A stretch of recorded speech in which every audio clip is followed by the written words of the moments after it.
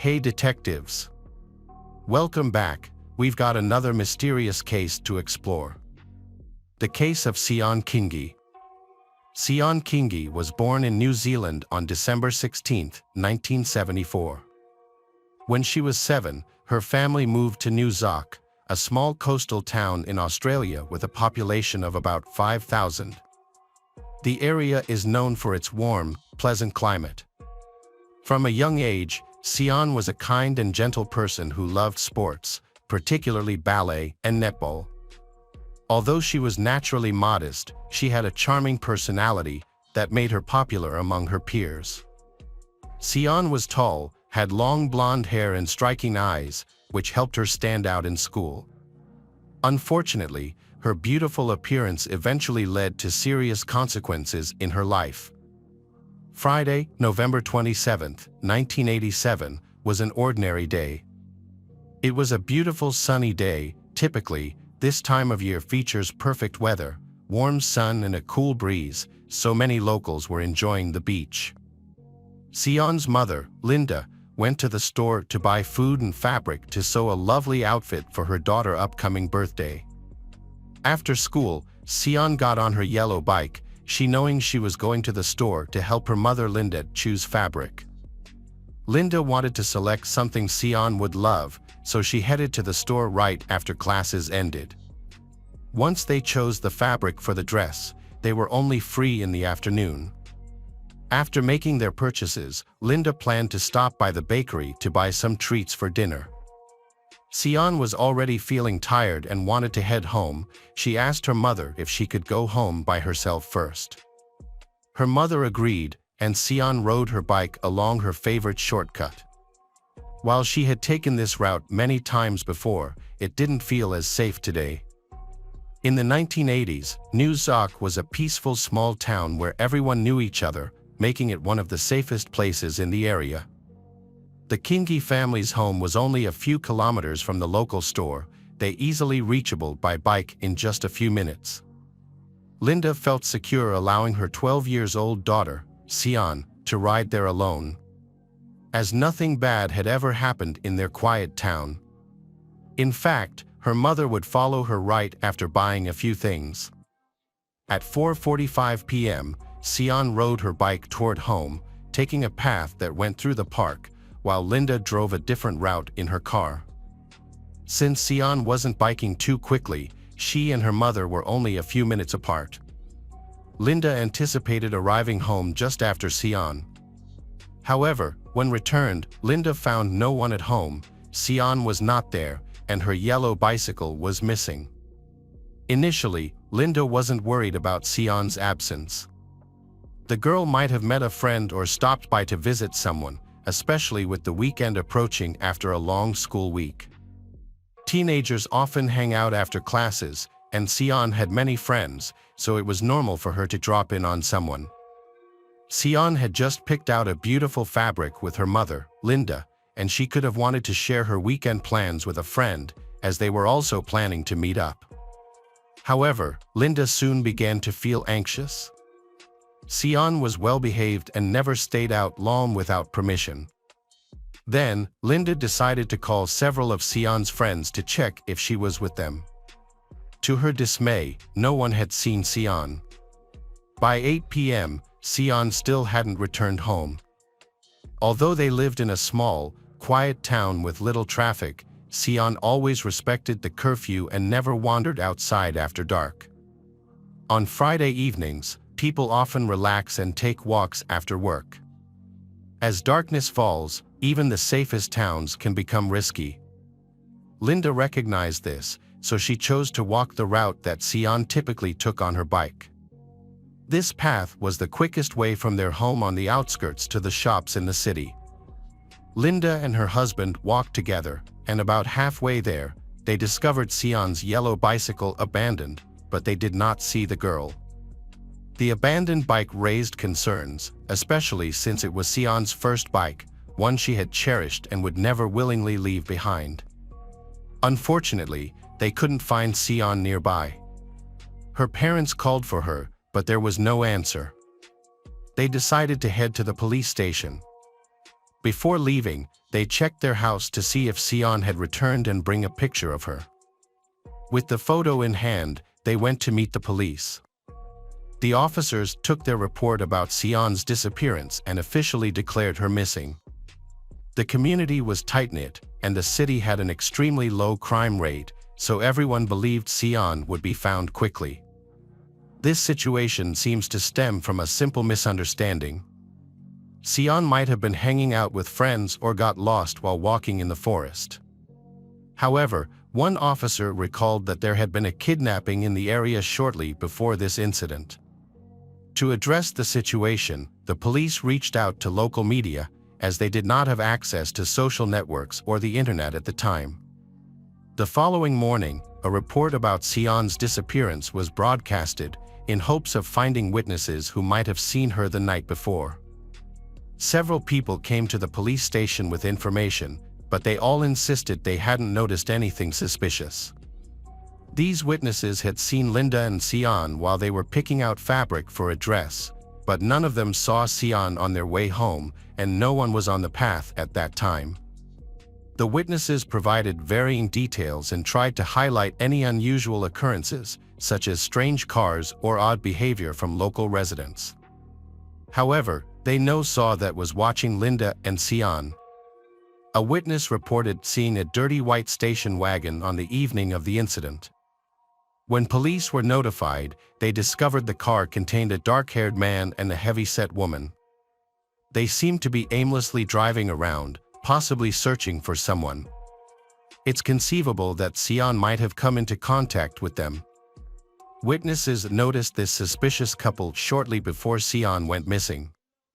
The police working on the case noted there were approximately 170,000 station wagons in the area, with about 10,000 of them being white. As a result, the search area has been much wider.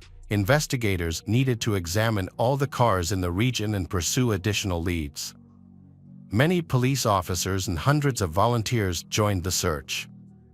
Friends, family, neighbors, and members of the community came together to assist in the search for Sion. Ground and air search teams were organized, and photographs of the location where Sion went missing were taken and shared with the media. This method is often used to help potential witnesses recall details about what happened that day. No one was able to provide useful information to the police at first. However, by Sunday, several new witnesses came forward and aided the investigation. The first witness was sunbathing by a stream in the forest when she was attacked by an unknown man. He harassed her and attempted to drag her into his car, which was identified as a white Kingwood station wagon. A second witness saw the incident and assisted the girl in fending off her attacker. Afterward, this witness followed the suspicious vehicle when the driver tried to flee the scene, but he eventually lost sight of them. He managed to give a detailed description of the car and provided the police with its license plate number, 429. The detectives decided to check the phone number associated with the car with that plate number. They found that this number was registered in the area. It belonged to a woman named Valmay Beck. The detectives quickly located her address and visited her home. A man answered the door and confirmed he knew Valmay. He explained that he was not her relative, but her stepson. He also added that her husband was Barry, and they had been married for a year. The description of Barry's closely matched the composite sketch created from the witness's account of the attack near the stream. The suspect's name was Barry Watts. However, the police lacked sufficient evidence to arrest him or accuse him of kidnapping Sion. Despite this, both Barry and Valmay were viewed as potential suspects in the case. Unfortunately, the man didn't know Barry and Valmay's whereabouts. They frequently moved and rented different places, which seemed suspicious.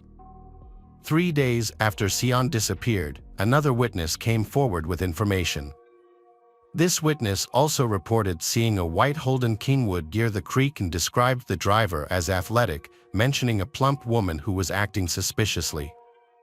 After conducting a background check on Barry and Valmay, the police discovered that both had recently been released from prison in Perth, Western Australia, right before Sion went missing. Both Barry and Valmay had extensive criminal records. Just weeks prior, they relocated to Queensland from Perth, pausing their criminal activities after serving their parole. They arrived in a sedan but quickly switched to a white station wagon, which had been linked to several suspicious incidents. The police recognized that they were dealing with dangerous individuals with a long history of armed robberies, break-ins, and forgery related to obtaining fraudulent documents. This was just a portion of Barry and Valmay's criminal history. This news was alarming for the Sion family. If their daughter, Sion, became involved with these individuals, her chances of being found alive and safe were slim. At the time, Barry was 33 years old, and Valmay was 43. Valmay had 6 children from previous relationships. Both police and Sion's family viewed Barry and Valmay as particularly dangerous criminal wanted.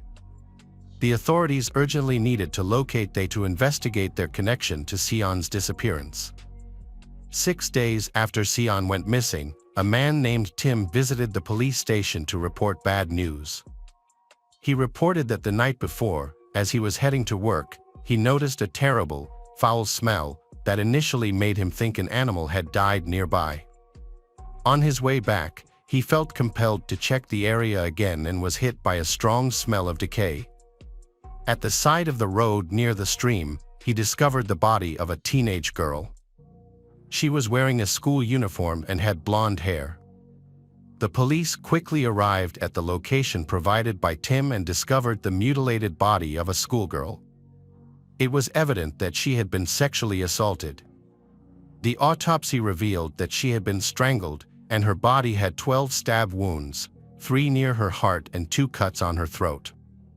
Additionally, her spine was broken, and her arms were so badly damaged they were nearly severed from her body. The level of violence indicated that her death was extremely painful. The police suspected that this victim was the missing girl, Sion. She was wearing the same clothes as described by Sion's mother. In the laboratory, a forensic expert confirmed that the victim was 12 years old Sion Kingi. 5 days after this gruesome discovery, family Sion's and friends came together to say their final goodbyes at her funeral. During the ceremony, a classmate read a passage from Peter Pan, suggesting that the girl would always be remembered. Flowers were placed along the route where the young girl had been found. Following media coverage of the incident, a nurse named Nicole Close contacted the police. She reported having seen some suspicious individuals in the area, they driving a white station wagon. One evening, after finishing her shift at the hospital, Nicole was walking through the parking lot to her car when she noticed a white car entering the lot and slowly approaching her. Sensing something was off, she quickly ran to her car, jumped inside, and locked the door. The station wagon did not back away but parked next to her passenger door. A man then got out and approached her window, asking for help with directions. Although he seemed calm and friendly, but she felt uneasy and wanted to end the conversation quickly.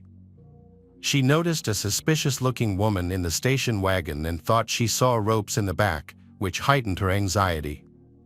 The man continued to speak politely and stepping closer.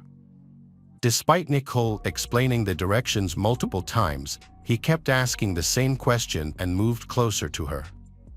Just as he was only a few steps away, Nicole spotted another man walking through the parking lot. The driver noticed him too, which distracted him and gave Nicole the chance to escape. She quickly backed into her car, locked the door, and drove away. Nicole recalled that this incident occurred on November 2nd, before Sion went missing. Investigators viewed the reports about the white car as significant and pursued this lead. Detectives showed Nicole a lineup of photographs featuring unfamiliar faces, and she clearly identified Barry and Valmay. But the testimonies didn't end there. The day after Nicole spoke to the police, another eyewitness came forward with information about a different attempted kidnapping. He reported seeing a man attack a woman on the street, holding a knife to her throat and trying to drag her into a white station wagon. The victim fought back, injuring the attacker's hand with his own knife, and managed to escape. Police then discovered fingerprints belonging to Barry on the woman's car. She also identified Barry and Valmay as likely involved in kidnappings, rapes, and murders in the area. The officers recognized that they were dealing with particularly dangerous criminals who posed a threat to the entire community. They issued descriptions of the suspects, Barry and Valmay, and their white car, making the information public through the media. Although it seemed the criminals were in hiding, but arrest warrants have been sent to police departments nationwide, indicating the possibility that they will be caught soon. In a small town, a local power grid worker was installing wiring when he spotted a car that matched the description of Barry and Valmay's station wagon. He remembered it because of a media alert he had seen a few days earlier. After coming down from his work, he was convinced that this was the car the police were looking for. He quickly went to the police station to mark the location on a map where he had seen the vehicle. When the patrol officers arrived, Barry and Valmay had already fled. Although the police tried to chase them, they lost track of Barry and Valmay once again. Later, the department received a tip about a money transfer made by Barry and Valmay as they were leaving New South Wales. The station wagon was tracked to a motel parking lot, and fortunately, it was still there when the police arrived. The hotel staff allowed the officers to access Barry and Valmay's room. Understanding that they were dealing with potentially armed and dangerous criminals, the officers prepared their weapons. To their surprise, Barry and Valmay did not put up a fight and were arrested in the motel room. The police discovered wigs, hair dye, and a hair clipper, suggesting that they was attempting to change their appearance to evade capture.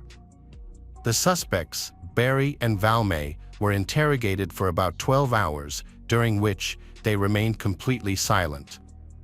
Barry did not cooperate at all. He informed the police that he had conspired with his wife, Valmay, to ensure she maintained the same story and did not reveal any important information. In contrast, Valmay quickly gave in. She thought that by doing so, she could reduce her sentence. What she revealed to the authorities was chilling. On November 27th, Valmay claimed that she and Barry were driving around the city in search of a new victim. Barry had an obsession with violence against women, particularly targeting those who were much younger than him. His wife, Valmay, being 10 years older, did not fit his preferences. To fulfill his disturbing desires, Barry started to rape and murder girls who fit his idea of youth and beauty. Valmay claimed she went along with his actions because she was afraid of losing him. On the morning of Sion's disappearance, they spent several hours driving around, believing that finding a girl would be easy. However, most of the girls were with others, making it difficult to kidnap someone discreetly. Barry attempted to approach a number of girls himself, but they managed to evade him. Eventually, he realized that he was not as trustworthy as his wife, so he decided to use Valmay as bait to attract the girls. They parked near a local park and got out of the car. While walking along the trail, they noticed a girl on a yellow bicycle. Barry selected her as his target, and Valmay pretended to be in distress, asking the girl for help because she was having trouble with her dog. Sion, a kind-hearted girl, came Valmay and engaging in conversation.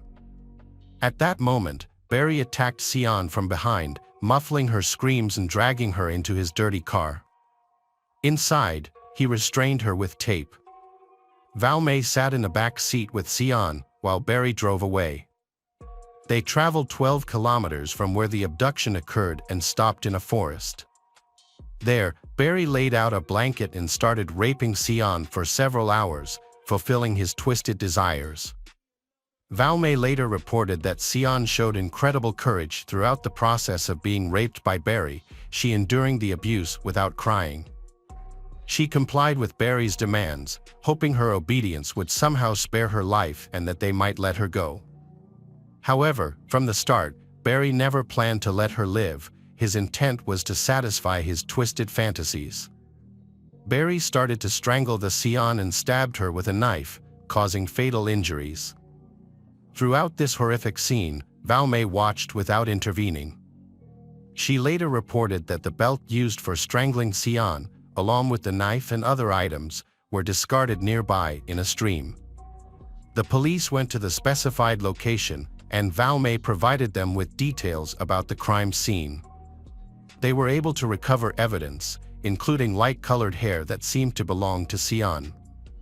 Valmay's confession took up 28 pages, describing the terrible ordeal the young victim Sion endured before her death. Although Barry remained unyielding during the interrogation, he became enraged upon learning of his wife's confession, Valmay. To ensure Barry was convicted, investigators attempted to extract a confession from him. However, they were unable to do so. As a result, they decided to use a complex strategy. They planned to place an undercover agent in the temporary detention cell where Barry was held. This spy will spend time with Barry as a fellow prisoner, aiming to establish a friendly relationship with him, which will hopefully lead to receiving a confession from him. A special spy was chosen for this dangerous mission because he was able to withstand the psychological pressure that the mission would cause. He was supposed to listen to Barry confess about the brutal treatment of Sion. But ultimately, this mission did not result in a confession. Meanwhile, Barry remained agitated and was desperately trying to escape punishment.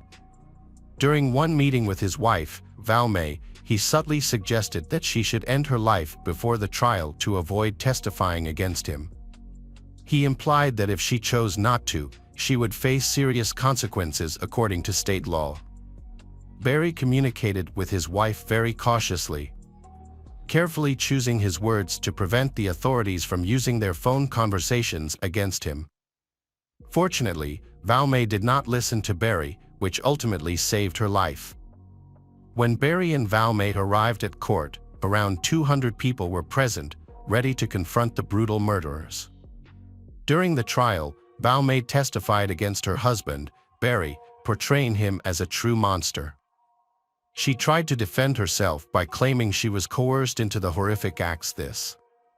However, there was strong evidence suggesting she participated willingly. On October 20, 1988, the jury began deliberating on the verdict. After 3 hours, the jurors found the defendants Barry and Valmay guilty. Valmay Beck received a sentence of 10 years for kidnapping and life in prison for murder. However, due to her cooperation with the prosecution, she was granted the possibility of temporary release. The jury spent 6 hours discussing Barry's sentence. Finally, Barry Watts was found guilty of murder, kidnapping, and rape, receiving a life sentence without the possibility of parole. His case was officially archived, meaning he would not be eligible for release. However, the story of Barry and Valmay didn't end in prison. Barry started bragging about his crimes and told a cellmate that he had committed a similar offense. He mentioned the murder of 31-year-old teacher, Helen Marie Fenney, who went missing on October 29 of that year. Investigators later discovered that Valmay was also involved in this incident. Valmay admitted to witnessing her husband murder the teacher Helen, after which they placed her body in the trunk of their car and disposed of it in a landfill near Brisbane. Barry remained silent during police questioning, refusing to provide any information about the second victim, Helen. He seemed to hope to challenge the verdict in Sion's case in the future. However, in 2007, he confessed to murdering Sion and detailing the crime. Valmay endured assaults while in her cell, suffering regular beatings, including a severe head injury from a tin can. To ensure her safety, she was transferred to a more secure correctional facility. During her time there, she converted to Christianity and started to make positive changes in her life. Valmay applied for parole 3 times but was denied each time. In 2007, she divorced her husband, Barry. She also struggled with serious health issues, such as obesity and diabetes. In 2008, her health declined significantly, leading doctors to place her in an induced coma immediately after heart surgery. The police hoped that while she was on her deathbed, she would confess to additional crimes that she and Barry was suspected of, including numerous kidnappings, rapes, and murders in the area. Sadly, she passed away at the age of 64 without regaining consciousness, taking with her all the secrets of their horrific crimes. Hello friends, welcome to our channel. Today we're going to take a look at another horrible case with you. The case of Donald Harvey. Donald Harvey was born on April 15, 1952, in Hamilton, Ohio, to Ray and Goldie Donald. He was the oldest of 3 children and was affectionately known as Donnie by his parents. Following his birth, the family relocated to Boonville, Kentucky, a small community in the Appalachian Mountains. Despite struggling with poverty, they was loving and nurturing to their children. However, their marriage began to deteriorate due to their economic struggles. As a child, Donald was quiet and mostly kept to himself, showing no apparent signs of abnormality. However, he suffered a traumatic past, being sexually abused and assaulted by at least 3 men. The perpetrators included his uncle on his mother's side, who molested him during visits to his grandmother's home, and an older neighbor who offered him money for sexual favors. Additionally, at the age of 18, Donald claimed to have been sexually assaulted by his roommate, Randy White. While a traumatic past can contribute to the development of psychological issues, Donald was often perceived as a loner in school. He preferred to focus on his studies and rarely participated in extracurricular activities, opting to read instead. Although this helped him earn good grades, it also led to teasing and the label of teacher's pet. After graduating from Sturgeon Elementary School, Donald enrolled in Boonville High School in 1968. Despite his good academic record, he soon found himself bored with the daily routine and decided to drop out. However, he eventually earned his diploma through a correspondence school in Chicago and received his general education development at the age of 16. With no clear future plans, Donald struggled to figure out his life's direction. He eventually moved to Cincinnati, Ohio, where he landed a job at a local factory. However, when the factory closed down in 1970, Donald lost his job and was left uncertain about his future. Around that time, his mother called and asked him to visit his ailing grandfather, who was in Marymount Hospital in London, Kentucky. Donald agreed to the visit. During his daily visits to see his ailing grandfather, Donald formed strong relationships with the hospital workers, who grew to genuinely like him. Their admiration for him led to an unexpected job offer. Although it is unclear what motivated Donald to want to work as a nurse's aide, some speculate that he needed to earn a living after losing his previous job. Despite lacking formal training in nursing or medicine, the hospital staff entrusted him with responsibilities. Donald's job at the hospital involved caring for patients on his own, including tasks like changing bedpans, inserting catheters, and giving medications. Despite the challenges, Donald's early weeks at the hospital passed without incident. However, on the evening of May 31, 1970, Donald was attending to 88-year-old stroke patient Logan Evans in a private room. Suddenly, Evans rubbed his own feces on Donald's face. While it's likely Evans wasn't fully aware of his actions due to the effects of his stroke, the incident triggered something within Donald, leading him to completely lose control. Without realizing what he was doing, Donald suffocated Evans with a blue plastic bag and a pillow until the patient was motionless. He then checked Evans' pulse with a stethoscope to confirm his death.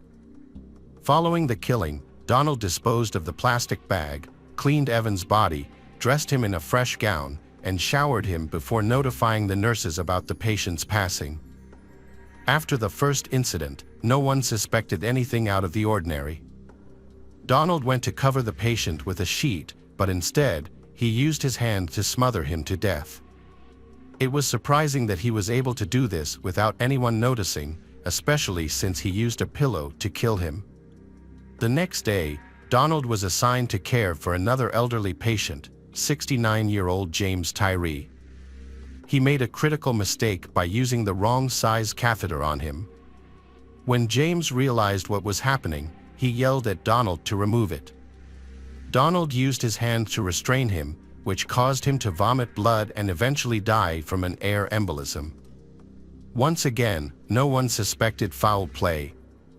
With no one suspecting him of any wrongdoing after his first 2 murders, he became more confident and careless.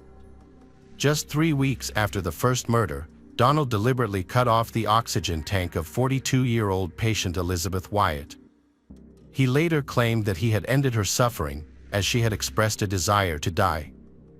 A nurse found Elizabeth dead 4 hours later, but no one questioned Donald about her death. Over the next 10 months, he took advantage of the lack of suspicion and killed 15 more patients under his care. He saw this as an opportunity to indulge his darker impulses, and he continued to kill without being detected. Donald's methods of murder varied widely, driven by a desire for pleasure or experimentation. He would often use smothering, sabotage oxygen tanks, inject lethal drugs, or overdose patients with medication. When angered, his methods became even more brutal.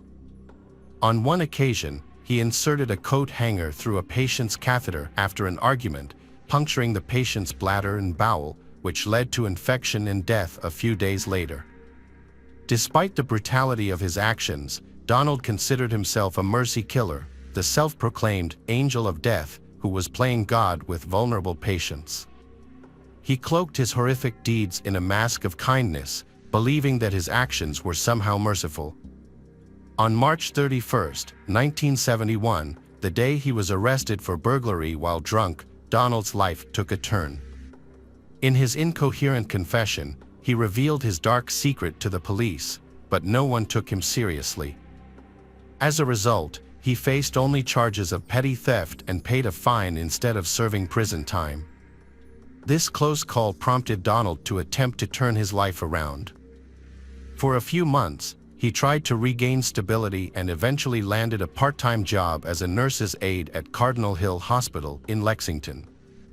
In June 1973, Donald started a second nursing job at Good Samaritan Hospital in Lexington. He held both nursing positions simultaneously before eventually moving on. Between August 1974 and September 1975, he took on 2 non-nursing roles, a telephone operator in Lexington and a clerk at St. Luke's Hospital in Fort Thomas, Kentucky. Notably, Donald was able to resist his urge to kill during this period.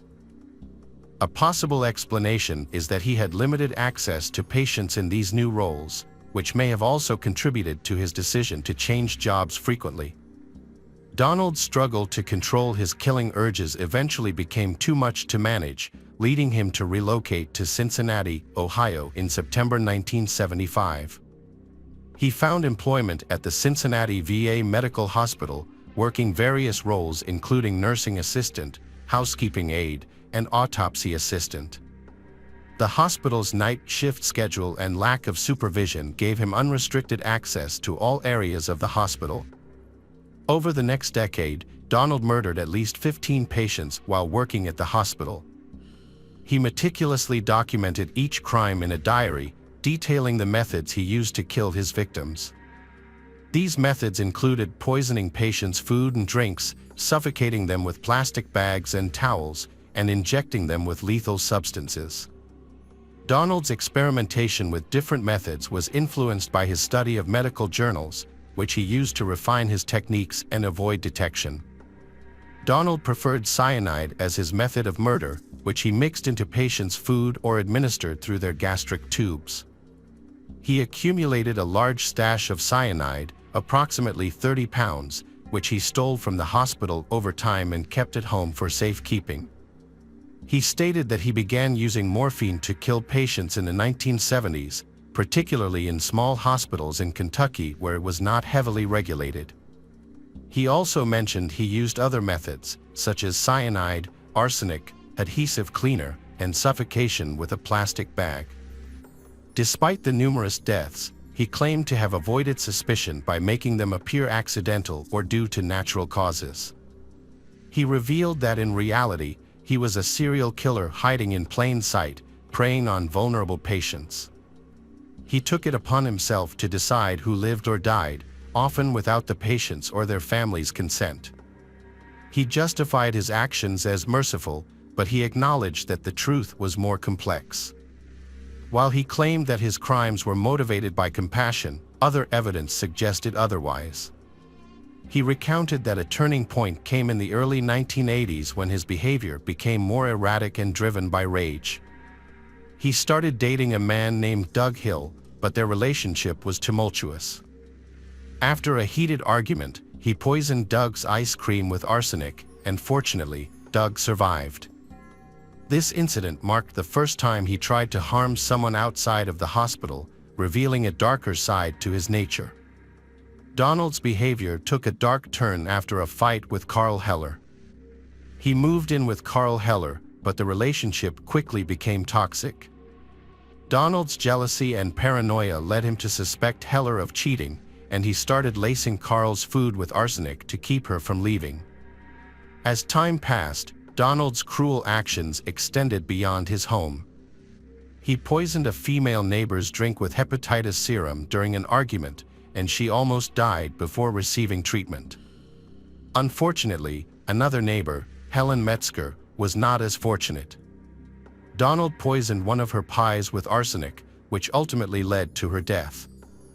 Donald's lack of consequences for his crimes emboldened him, and he became more confident and reckless. He felt like he was above the law, having gotten away with multiple murders. In April 1983, Donald's behavior escalated.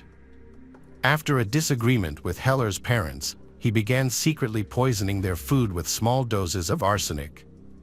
The following month, Carl's father, Henry, suffered a stroke and was hospitalized. During a visit, Donald saw an opportunity to strike again and laced Henry's pudding with arsenic. Henry died that night. Over the next year, Donald continued to target Carl's mother, Margaret, periodically poisoning her in an attempt to kill her. In January 1984, Donald's relationship with his partner, Carl, ended, and he was asked to leave their home. Donald reacted poorly to the breakup and spent the next 2 years trying to harm Carl using poison.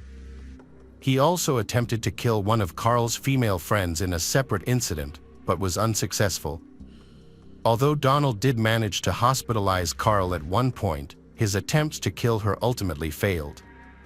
Donald's behavior raised suspicions on July 18, 1985, when security guards at his workplace discovered a suspicious collection of items in his gym bag. The contents included a gun, hypodermic needles, surgical scissors, gloves, a cocaine spoon, medical texts, occult books, and a biography of serial killer Charles Sawbridge. As a result of the discovery, Donald was fined $50 for carrying a firearm on federal property and given the option to resign from his job quietly. Surprisingly, the incident was not documented in his work record, and the hospital did not investigate Donald for potential involvement in other crimes during his employment.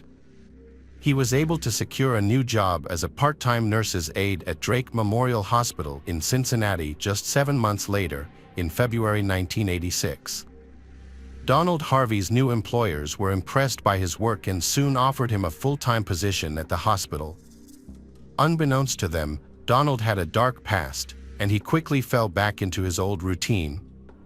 Over the next 13 months, he murdered 26 more patients and attempted to kill several others by tampering with their life support machines, injecting them with lethal substances, and suffocating them. The murder spree finally came to an end on March 7, 1987, with the death of 44-year-old John Powell. Powell had been recovering from a motorcycle accident, but his sudden and mysterious death raised suspicions. Due to Ohio's law requiring an autopsy in cases of vehicular homicide, the authorities were able to investigate Powell's death. During the autopsy, the assistant coroner detected a faint scent of almonds, a sign of cyanide poisoning. This discovery led the authorities to launch an investigation into Powell's death. Initially, they suspected Powell's friends and family, but they found no evidence or motive. The focus then shifted to hospital employees who had access to Powell's room, and Donald Harvey was one of the individuals they needed to rule out. Hospital employees were voluntarily taking polygraph tests to clear their names. Donald Harvey also was offered to take a test, but he didn't follow through. Instead, he called in sick on the day of his scheduled test. He had even purchased a book on how to cheat on lie detector tests. This raised suspicions, especially when investigators discovered his notorious nickname, Angel of Death, and learned about his questionable partner from the hospital. As the investigation continued, authorities focused on Donald due to the unusual number of deaths surrounding him. During questioning, Donald initially denied any involvement in John Powell's murder, claiming he was just a victim of circumstance. However, after hours of interrogation, he eventually confessed to putting cyanide in Powell's feeding tube. He claimed he did it out of sympathy for Powell and his family, but denied responsibility for the other suspicious deaths. Donald was taken into custody, and investigators began searching for more evidence. On August 11, 1987, Donald, then 35, confessed to committing 33 murders over the past 17 years. As the investigation continued, the number of murders he confessed to grew to 70. Donald's claims of multiple murders raised suspicions among investigators, who questioned the accuracy of the numbers he provided. To verify his credibility, they ordered a series of psychiatric evaluations by multiple experts. The tests concluded that Donald was sane and competent, able to distinguish right from wrong and conform to the law. In 1987, Donald was sentenced to 8 life terms plus 20 years for the murders committed at Mary's Mount Hospital. The following year, he pleaded guilty to 3 additional murders and 3 attempted murders in Cincinnati, receiving 3 life sentences and 3 terms of 7 to 25 years. After a 2-year investigation, the remaining cases were closed due to insufficient evidence linking Donald to the crimes. The public was both shocked by Donald's actions, and many wondered what drove him to commit such heinous crimes. In a 1991 interview with the Columbus Dispatch, Donald revealed that his motivation stemmed from a desire for control. He felt that others had controlled him for 18 years, and he sought to reclaim power over his own life. Donald admitted that he enjoyed the sense of power that came with deciding who lived or died. Donald Harvey is one of the most notorious serial killers in U.S. history, not only due to the high number of victims but also because he targeted people he knew personally, including his patients. An Associated Press article from 2001 listed him as the worst serial killer in the United States. Contrary to expectations that Donald would spend the rest of his life in prison and die of natural causes, his life took a different turn. On March 28, 2017, Donald was found severely beaten in his cell at the Toledo Correctional Institution, where he was being held in protective custody.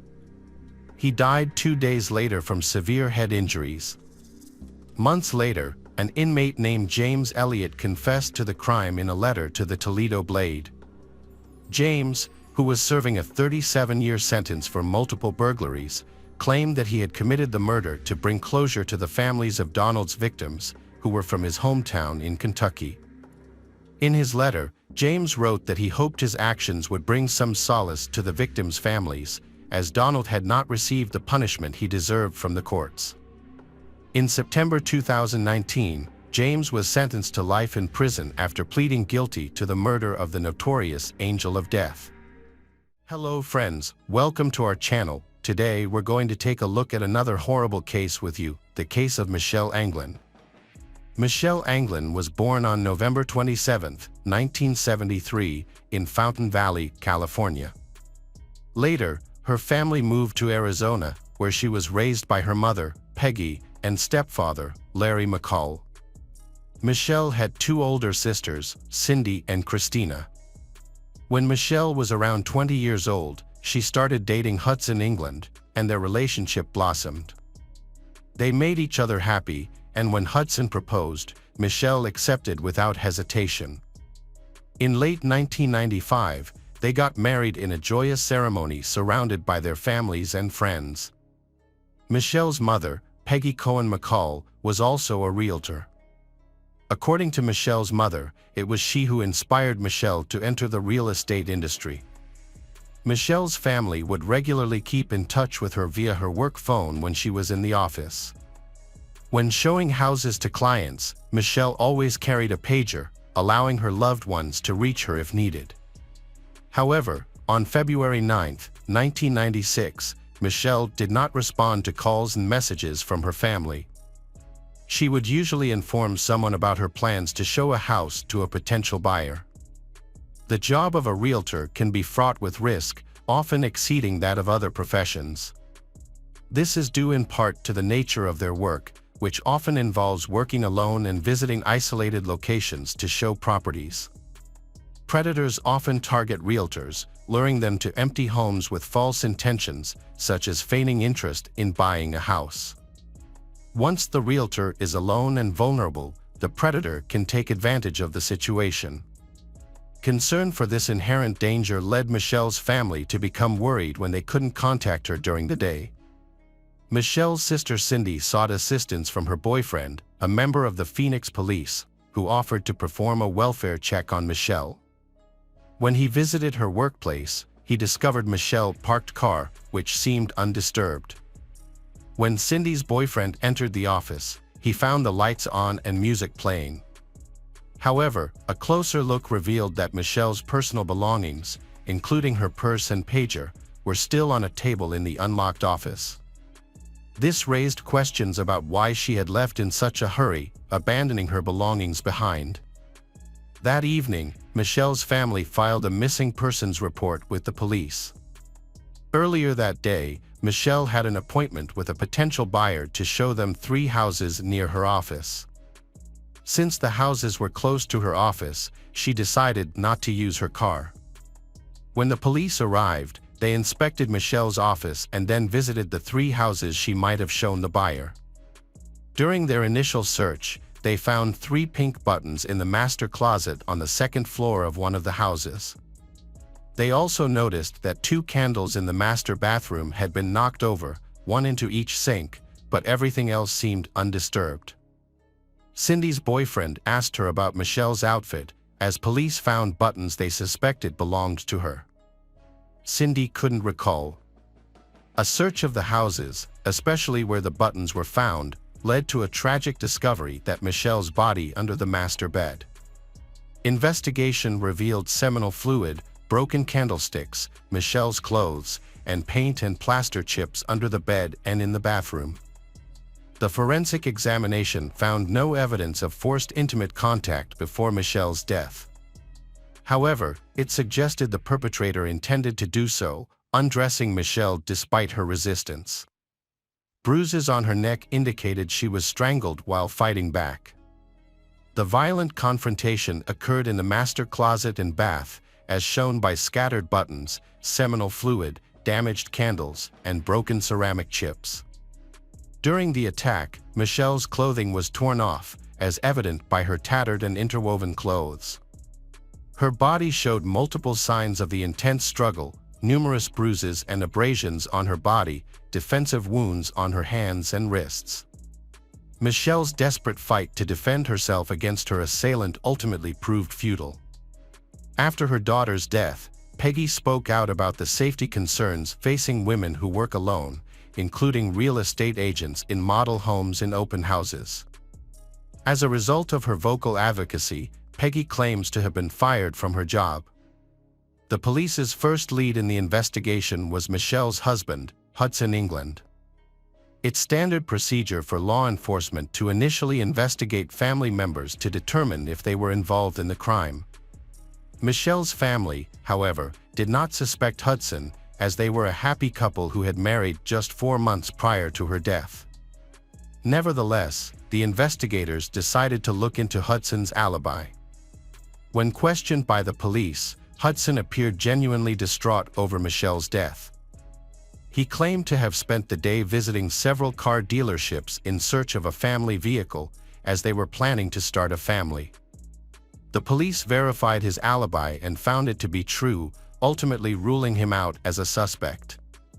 During the investigation, he stated that he had no idea who would want to harm Michelle and speculated that she was likely attacked by someone she was showing a house to. To further investigate, the police reviewed Michelle's phone records and discovered that on February 9th, between 3:45 and 4:15 p.m., she was on a call with a fellow sales agent. Michelle abruptly ended the call, stating that a potential buyer had arrived at the subdivision. The fellow agent attempted to call Michelle back between 4:30 and 5 p.m., but the calls went unanswered. This information allowed detectives to narrow down the time frame of the attack, but they still needed to identify the person Michelle was supposed to meet.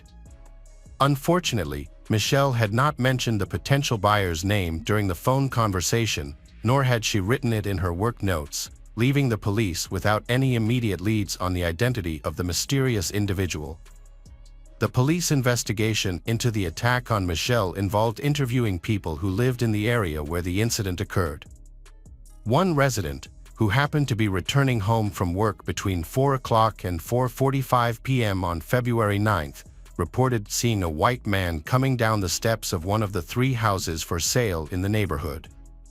This witness also noticed a black, full-sized, older model Chevrolet pickup truck with California license plates parked in the lot of the house. Additionally, several potential buyers who visited the subdivision that day between 4 o'clock and 4:30 p.m. reported seeing a man walking from the direction of the second and third model homes. They also observed that candlesticks in the master bathroom of the third model home had been knocked over into the sinks. Kim Ramos, a young real estate sales associate from a nearby subdivision, contacted the police after hearing the news. She reported that on February 9th, the same day Michelle's body was found at around 2 p.m., she had met with a potential buyer who drove an old black Chevrolet pickup truck. Kim found it suspicious that he was interested in a $500,000 house, but drove a vehicle that suggested a more modest lifestyle. When Kim accompanied he to a 2-story house, supposedly to answer his questions, she became uneasy. He stood too close to her and casually touched her hand several times, making her wary. After spending only a brief time with him, Kim returned to the sales office, feeling that his questions about the house, such as the type of flooring and the possibility of adding a 4th bedroom, seemed unnecessary and even foolish. Miss Ramos played a crucial role in the investigation by asking the suspicious client to fill out a guest registration card, which he reluctantly completed. The client, who claimed to be James Adams, provided his real home address and phone number. When police visited the address, they spotted a black Chevrolet pickup truck with California license plates parked outside. The truck was registered to 32-year-old James Van Adams, who was not at home at the time. Police took photos of the truck and showed them to Kim, who confirmed that it was the same vehicle driven by the suspicious client she had met just hours before Michelle's death. Further investigation into James Van Adams' background revealed that Adams was a 32-year-old man who was currently separated from his wife and had a child. He had a prior conviction in California for a crime committed in 1990. In that case, Adams had targeted Melissa Cunningham, a petite sales agent who was working alone at an apartment complex. He had asked her to show him model homes that were still under construction, specifically expressing interest in a 2-story home with a master bedroom and bathroom upstairs. This event further increased suspicions about Adams. Investigating Michelle England's death led detectives to quickly uncover a previous failed attack by James Adams. They obtained a search and arrest warrant, returned to Adams' home, and took him in for questioning. However, Adams refused to cooperate, appeared nervous, and had noticeable injuries on his face, including under his eye. The detective suspected that these injuries might have been sustained when Michelle defended herself with the missing candlesticks, which were later found. As a result, they collected DNA, blood, and hair samples from Adams.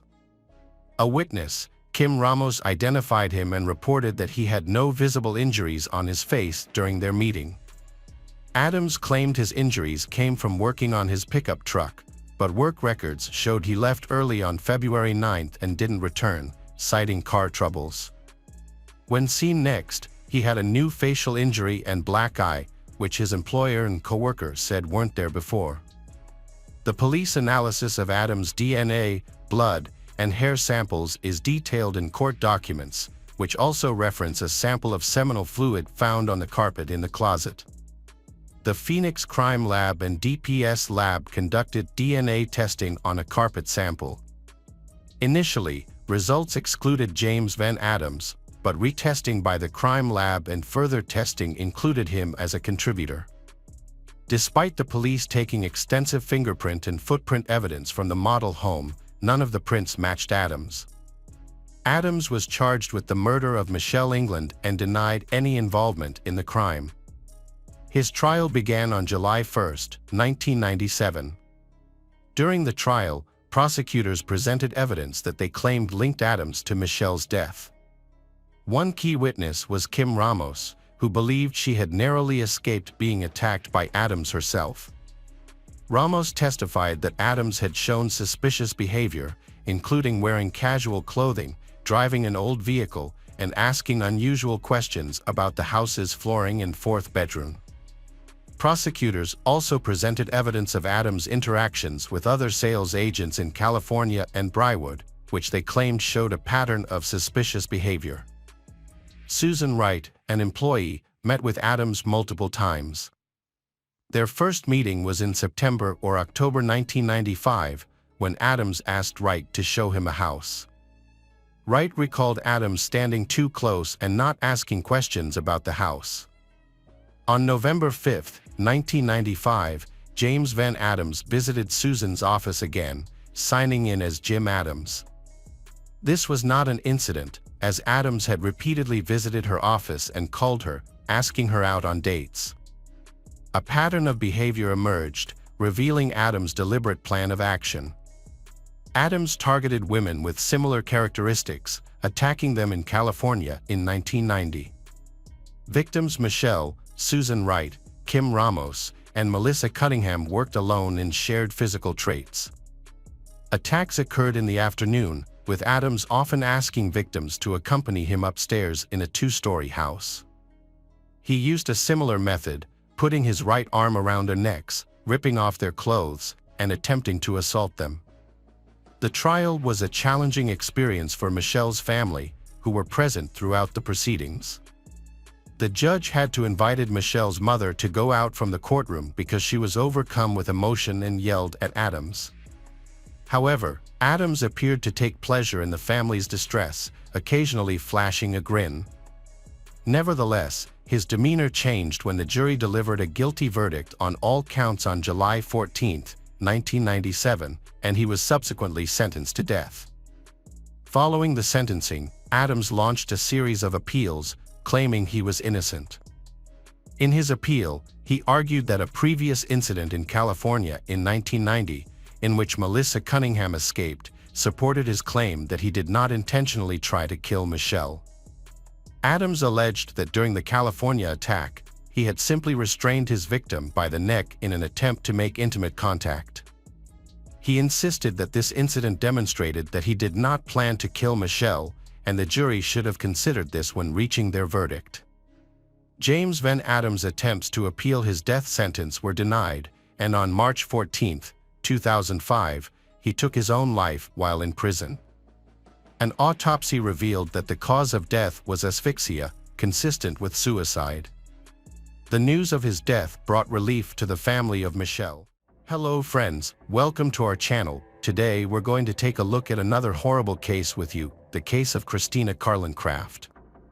Christina Rose Carlin Craft was born on November 11, 1983, in southern New Jersey, to Stuart Craft and Dawn Carlin.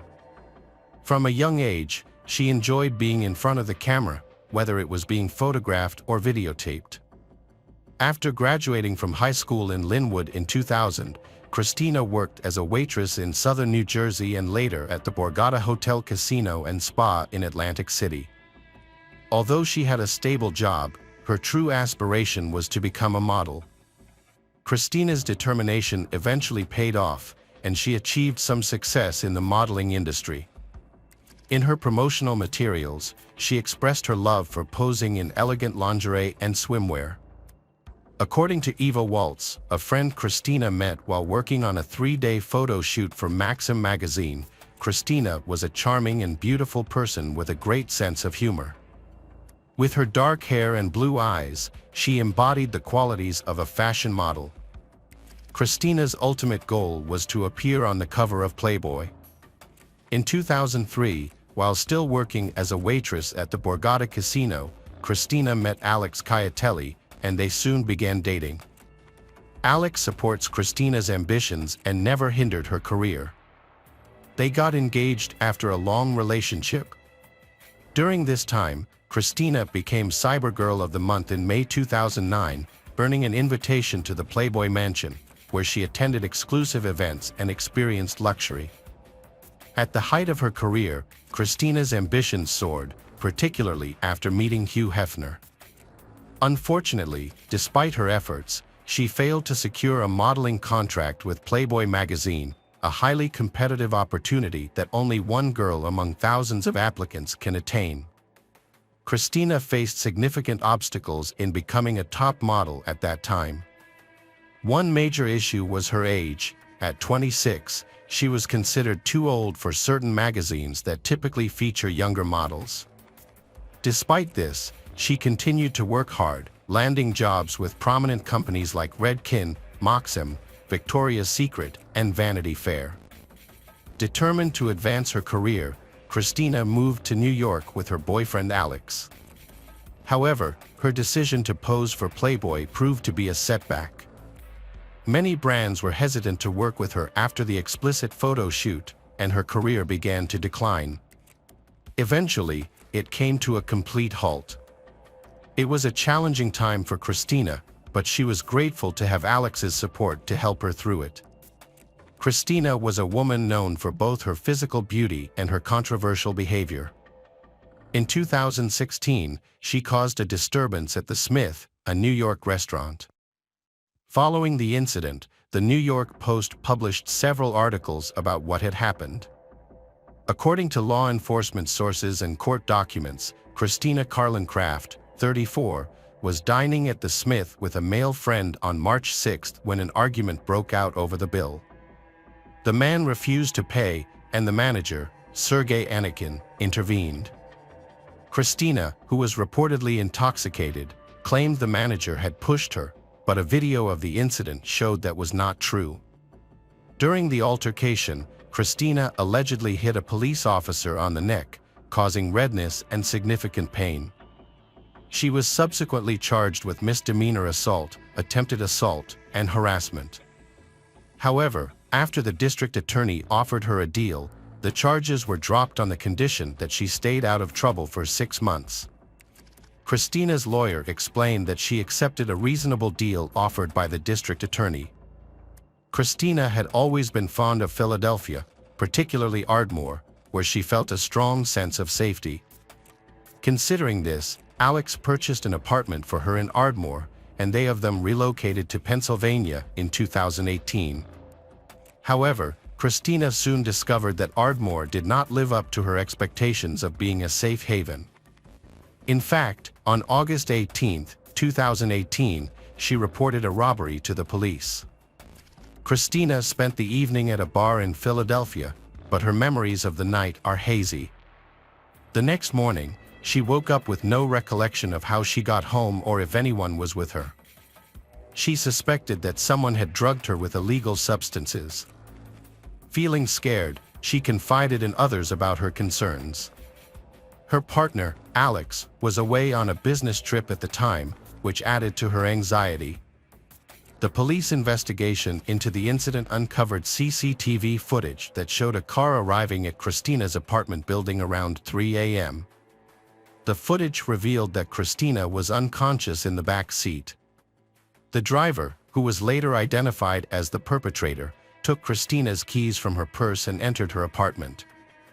Once inside, the thief stole over $50,000 worth of valuables, including jewelry, designer handbags, sunglasses, a credit card, and personal documents. The perpetrator spent about an hour and a half in Christina's apartment before returning to the car. He then helped Christina out of the vehicle and into her apartment building, leaving her in the hallway. The thief put the keys back in Christina's purse and drove away, leaving her disoriented and frightened. The police were able to identify the perpetrator of the robbery with the help of a credit card statement. The culprit was Andre Melton, a man with a prior criminal record. At the time of the robbery, Melton was driving a rented 2018 Kia Sorento with a Virginia license plate. Witnesses reported seeing the same car near Christina's house on August 17, a sighting confirmed by police using specialized license plate recognition software. As the police searched for Melton and worked to recover Christina's stolen belongings, a far more serious crime occurred. On August 22, 2018, Alex Cayatelli called the police to ask them to check on his girlfriend, Christina Carlin Craft, as he was unable to contact her. When he arrived home, he found the apartment door locked from the inside. A review of the security system revealed that someone had opened the front door and balcony door overnight. The police were forced to break down the front door to gain entry. Upon entering the apartment, they immediately discovered a crime scene, with a body on the bed covered in a blanket and blood visible. Christina Carlin Craft's brutally beaten body was discovered under a blanket. She had suffered severe injuries, including a broken nose and strangulation marks on her neck. When Christina's identity was confirmed, the news of her death was devastating to Alex. As the police investigated further, they couldn't rule out the possibility that Alex might be involved in her murder. After all, the closest people to the victim are often the prime suspects. Christina and Alex had a long history together, and anything could have happened between them. The fact that Alex had called the police to express his concern about Christina, only to have her body discovered shortly after, raised suspicions. It was possible that Alex had staged his concern to divert attention from himself. The detectives asked him to accompany them to the police station for questioning, and Alex agreed without hesitation. Alex told investigators he had to return to New York for urgent work on August 21st. On August 22nd, at 2:30 a.m., he called Christina to say goodnight, but she didn't answer. Since Christina was always awake at that hour, Alex grew concerned. He called her several more times, but got no response. He then checked the security system and found suspicious activity at the apartment that night. Alex decided to put his business on hold and return to Ardmore immediately. The police believed Alex's story and ruled him out as a suspect, as it was impossible for him to be in two places at once. His alibi checked out, and the police cleared him of any involvement in Christina's death. The main suspect in Christina's murder was initially Andre Melton, who had previously stolen valuables from her apartment. It's possible that he returned to the apartment to steal again, but his plan was foiled when Christina caught him. Alternatively, he may have discovered that she had reported him to the police and sought revenge. On August 22nd, the day Christina's body was discovered, the police obtained an arrest warrant for Andre Melton. When they went to his residence, they found some of Christina's belongings, but Melton was nowhere to be found.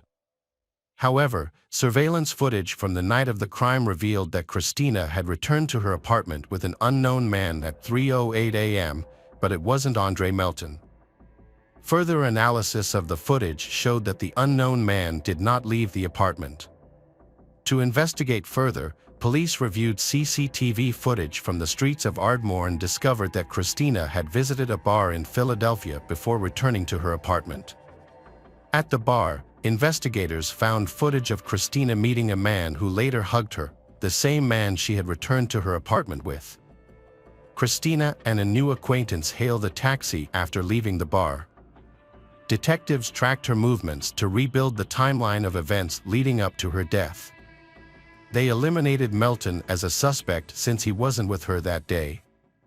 They still had to determine if her death was connected to the earlier robbery or just a coincidence.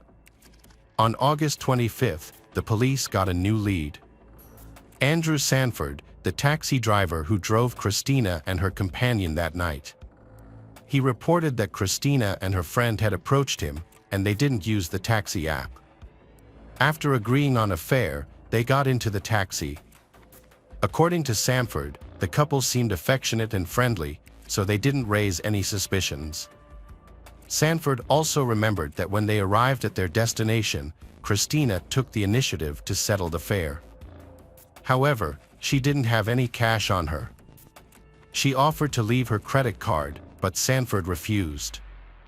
Then, Christina's friend offered him $100 if he would wait 10 to 15 minutes near the house while they went to the apartment. Sanford left 20 minutes later, as neither Christina nor her friend returned.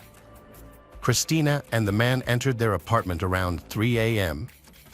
At 4 a.m., Christina made a brief call to her cousin, but didn't speak a word. Her cousin, however, heard a man in the background instructing Christina not to call the police. The call ended abruptly, leaving the cousin unclear about what was happening. The police later determined the timeline of the crime using the apartment's door sensors, which recorded the exact times the doors were opened. The data showed that the first door opening occurred at 3:08 a.m. and the next at 5:10 a.m.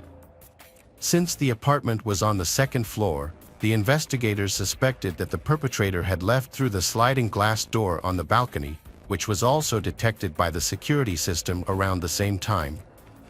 This explained why the surveillance cameras did not capture the moment when the man Christina met at the bar left the apartment. When the police arrived after Alex's call, they found Christina alone in the apartment. Based on this information, the police theorized that the perpetrator escaped by jumping off the balcony. The investigation's next step was to seek the public's help through the media.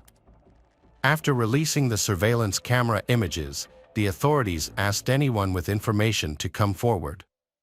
The photos showed two individuals, Andre Melton and the second person who was at Christina's apartment on the night of her death. Surprisingly, Andre Melton called the police by himself, admitting to stealing from Christina but denying involvement in her murder. On August 26th, the police station received an anonymous call from a man who claimed to know one of the suspects in the recent crime. The caller revealed that he had shared a room with the suspect at a psychiatric clinic in Philadelphia. According to the caller, the suspect had previously assaulted a woman in Love Park and molesting her. The suspect became aggressive, shouting and causing a disturbance, and was eventually hospitalized for 2 hours at a cost of $70. However, he was not identified. The caller provided more chilling information. The suspect had bragged about strangling a woman and felt proud and satisfied by the act. This new information convinced investigators that the suspect was likely responsible for the murder of Christina Carlincraft. The police received another call from a Philadelphia relative of the suspect, who identified the man in the photo as Jonathan Wesley Harris, a convicted felon with a history of robbery. Harris had been released from prison on July 15, just 5 weeks before Christina's murder. After studying the suspect's entire biography, it became clear that Andre Melton and Jonathan Harris had no prior connection and had never met. As a result, the police ruled out any link between their crimes. Additionally, the police gained access to Harris's phone messages. On August 22nd, he texted a friend that he had met an attractive woman and was going to her apartment. On August 28th, the police obtained an arrest warrant for Jonathan Harris. It was essential to apprehend him as soon as possible, as no one knew what he might do next.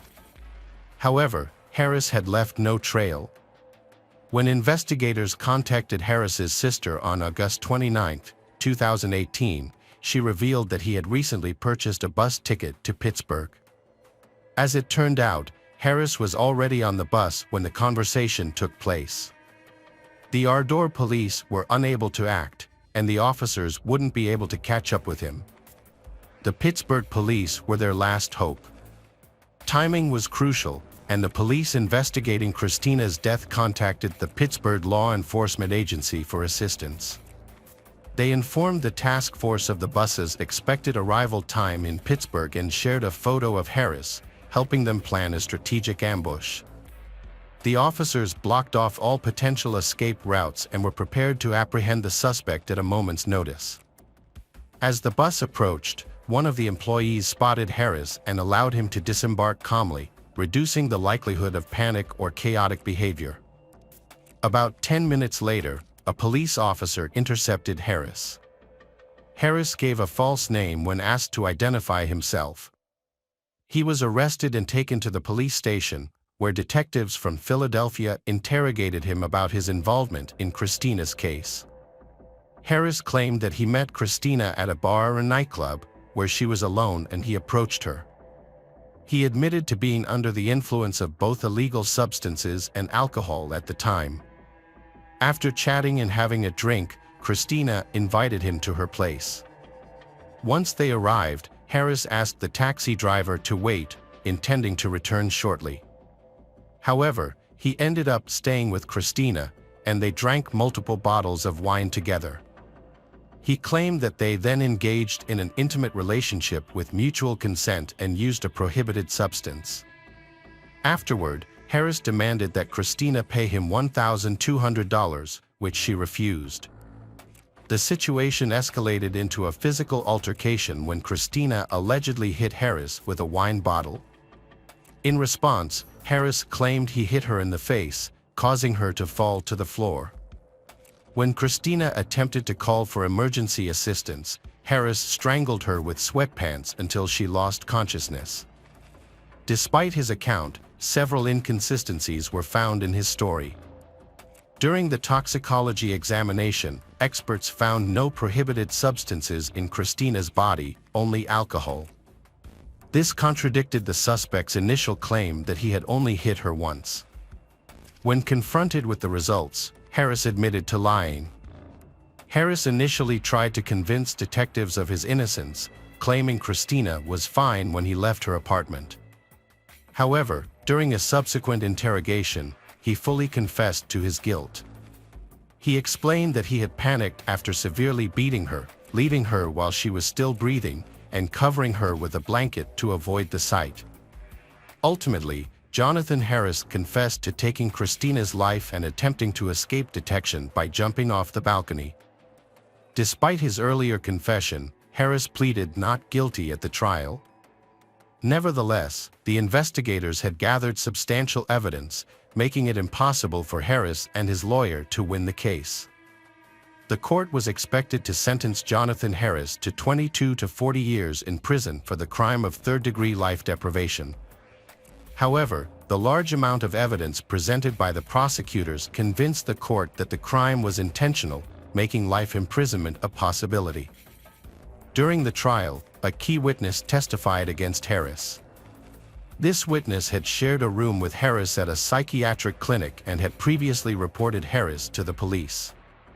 Harris had confessed to the crime while in the clinic, telling the witness that he enjoyed the feeling of squeezing someone and watching them take their last breath. In the end, Judge William R. Carpenter sentenced Jonathan Wesley Harris to 30 years to life in prison without the possibility of parole. The judge handed down an additional 22 to 45-year sentence to Harris. The lengthy sentence was intended to send a message to future authorities who might consider granting him early release or pardon. In a separate case, Andre Melton was arrested in December 2018 and charged with burglarizing Carlin Craft's apartment. He was sentenced in March 2020 to 1 to 4 years in prison, followed by 3 years of consecutive probation, totaling 7 years under court supervision.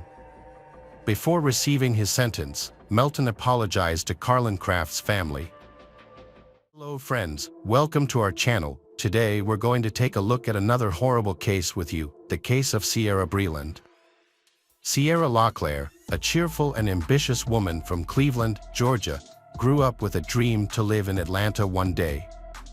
To achieve her goal, she had to leave her home state and pursue higher education. She attended the University of Tennessee for her undergraduate degree and then earned her law degree from Florida State University. Sierra became a successful lawyer, specializing in insurance defense. According to her mother, Kelly, Sierra was an energetic person who overcame obstacles to achieve her goals. She was happy, loving, and dedicated to her career. In October 2020, Sierra met Xavier Breland on Tinder, and their relationship quickly blossomed. They got married just 6 months later, and Sierra soon became pregnant. During this time, she provided legal assistance to Xavier in his dispute with his ex-wife. They decided to start a new life in Carmel, Indiana, where Sierra secured a job at a law firm. At the end of 2021, she gave birth to a son, whom they named Jackson. Xavier and Sierra appeared to be a perfect couple from the outside, but their relationship was troubled from the start. According to Shelby Campbell, Sierra's best friend, problems began to surface shortly after they started dating. Sierra had initially tried to end things with Xavier, but he refused to accept rejection. He showed up uninvited at her apartment and sent threatening messages when he saw her with another man. Sierra gave Xavier another chance, and they married 6 months later. However, Sierra confided in Shelby about her growing fears and concerns about her husband's behavior. In one text message, Sierra expressed her feelings of being torn between her love for Xavier and her fear of his increasingly bad behavior. She worried about their future together, citing his lack of remorse for his actions and his tendency to blame her for his behavior. Their text exchanges, which Shelby shared, demonstrate the depth of Sierra's fear.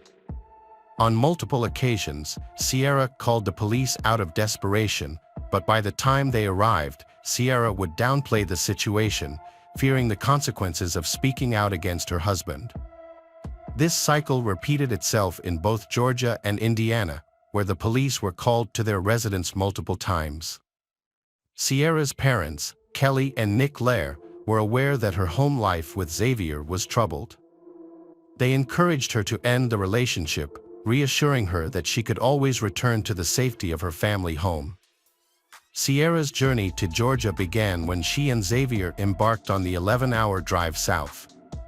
Sierra arrived at her parents' house on February 19th, where she spent the night with relatives she hadn't seen since moving to Indiana. Sierra planned the trip to visit her family in Georgia, secretly intending to stay and divorce her husband Xavier due to escalating abuse. She told her parents about her plans and the abuse, and they supported her decision. On February 19th, Sierra arrived at her parents' house in Cleveland, Georgia, and reaffirmed her decision to divorce Xavier. The next day, she left to pick up her son Jackson from her mother-in-law's house in Johns Creek, Georgia. Sierra sent a text message to her best friend saying that she was waiting to pick up Jackson, but Xavier was refusing to hand him over to her. On February 21st, Sierra texted Nick, her father, saying she'd return home the next morning, and he gave her permission.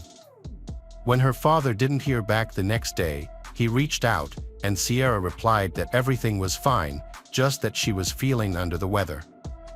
Nick texted Sierra on Wednesday and Thursday, but she didn't respond. By Friday, her family was worried. On Saturday, Nick received a call from an Indiana police officer, who said Sierra was missing and her husband had filed a report. The family was shocked, wondering why Sierra hadn't told them she was in Indiana. Nick called Xavier's father. He denied seeing Sierra, but it was later revealed that Xavier had reported her missing to the Carmel Police Department on February 26, 2022. Video footage showed her last known location was her mother-in-law's home in Georgia on February 24th. Sierra disappeared on February 25th after leaving her Carmel home to walk to a store around 1 p.m. She was last seen wearing a black top and purple shorts, despite the low temperature.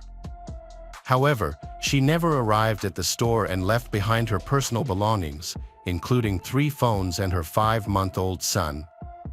The family finds it suspicious as Sierra had a burner phone for emergencies and wouldn't leave her baby behind.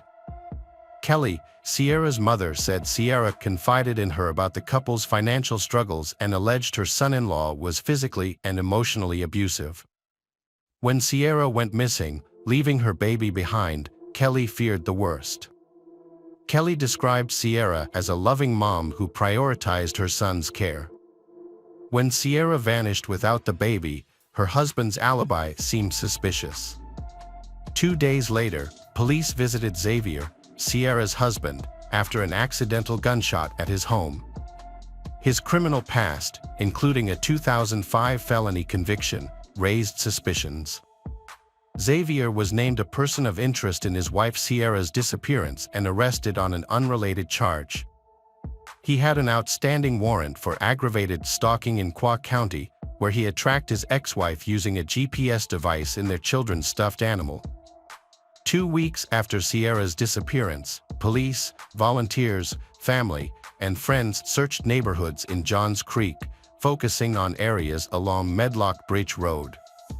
They passed out flyers and set up electronic signs asking for the public's help, and contacted companies to display Sierra's information across Metro Atlanta. The family of Sierra sought information on her disappearance, specifically regarding a white 2017 Volkswagen Tiguan.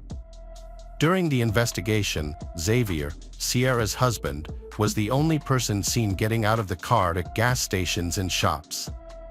Law enforcement officials searched the mother-in-law's house, collecting evidence with a search warrant, and forensic professionals and cadaver dogs to look for signs of a struggle or potential blood stains. A search of Xavier Breland's residence by authorities, including a K-9 unit, found no trail. A video from March 2022 shows Xavier telling his children that Sierra was kidnapped and won't be coming home, contradicting his previous statement to police.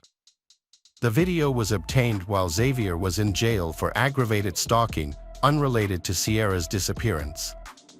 In August 2022, Xavier was found not guilty, but he was quickly arrested again and extradited to Indiana to face a new charge, unlawful possession of a firearm by a serious violent felon.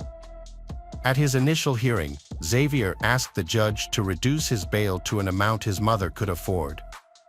The judge set the bail at $35,000, lower than the $50,000 requested by prosecutors. Xavier promised the judge that he would turn his life around if released, even offering to get a job as a truck driver. Despite Xavier's plea, the judge ultimately set the bail at $100,000. Xavier was eventually released in February 2023 after posting bail. However, this decision would have consequences that will be discussed later. Xavier was repeatedly questioned about Sierra Breland's disappearance, but he maintained his innocence, claiming she vanished after going to the store. He stuck to this story, denying any involvement in her disappearance. The search for evidence in Sierra Breland's disappearance is a daunting task, considering the vast areas of land that need to be searched. Court documents revealed that some items were taken from Xavier's mom's home. Crime scene investigators removed the carpet and mattress from the home on April 21, 2022. After Xavier's arrest on March 1, 5-month-old Jackson was taken into state care. Sierra's parents, Nick and Kelly, are now able to be with their newborn grandchildren and are working to bring the infant back home to Georgia. Despite Sierra remains missing. Over the past year, multiple searches have been conducted, focusing on specific areas, but sadly, no leads have been found.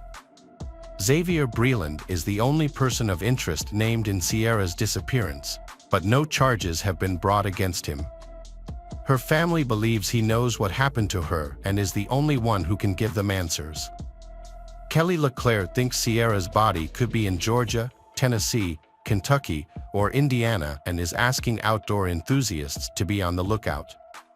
Sierra's parents now have custody of the couple's child. Xavier was released on bail for an unrelated firearms case, but failed to appear in court and a warrant has been issued for his arrest. The FBI is now involved in the case, and the search for Sierra and Xavier continues. The disappearance of both Sierra and Xavier has raised many unanswered questions. Sierra's mother believes Sierra feared Xavier and didn't plan to return to Indiana with him. With both missing, the case is now more urgent. The trial for Xavier's gun charge has been postponed, and authorities and Sierra's family are seeking public help to locate them and shed light on their disappearances. Hello friends, welcome to our channel. Today we're going to take a look at another horrible case with you, the case of Kristen Trickle. Kristen Trickle was born on August 14, 1993, in a small town in southeastern Nebraska. However, her early childhood was marked by turmoil. Her biological mother abandoned the family when Kristen was just 3 years old. Despite the challenges, Kristen's father, James, raised her on his own, providing for her every need. Unfortunately, James struggled with a severe and worsening illness. Tragically, he passed away when Kristen was 16 years old. As a result, Kristen was at risk of being sent to a shelter until she turned 18, as there were no other close relatives to care for her. Fortunately, Kristen's aunt and uncle, who lived in Kansas, stepped in to provide a loving home. Although they already had 3 children of their own, they were willing to take in their orphaned niece and give her a comfortable and happy life. Kristen met Colby, a talented young musician, at church. At 18, Colby was already skilled on the guitar and wrote his own songs. He was passionate about building a successful music career. As they spent more time together, Kristen and Colby's friendship blossomed into a romance. Colby's charming personality and musical talents captivated Kristen, and he often wrote songs for her. He was outgoing, friendly, and had a way of making people feel at ease. After graduating from high school, Colby's interests shifted towards the military.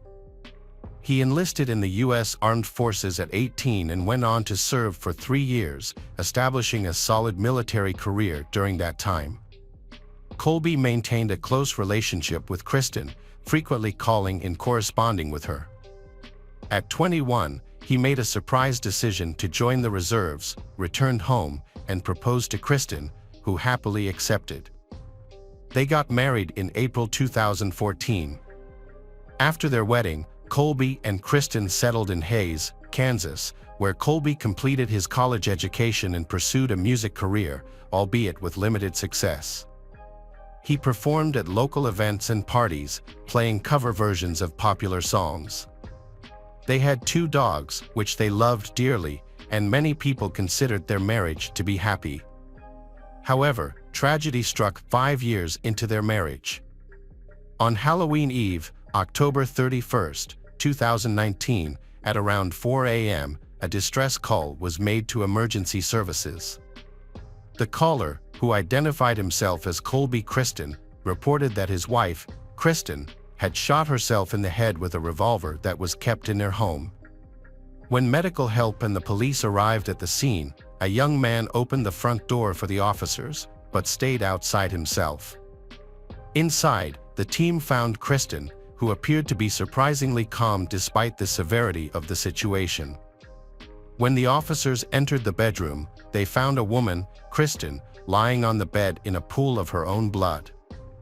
A large revolver was on her abdomen, and she had a visible gunshot wound on her chin.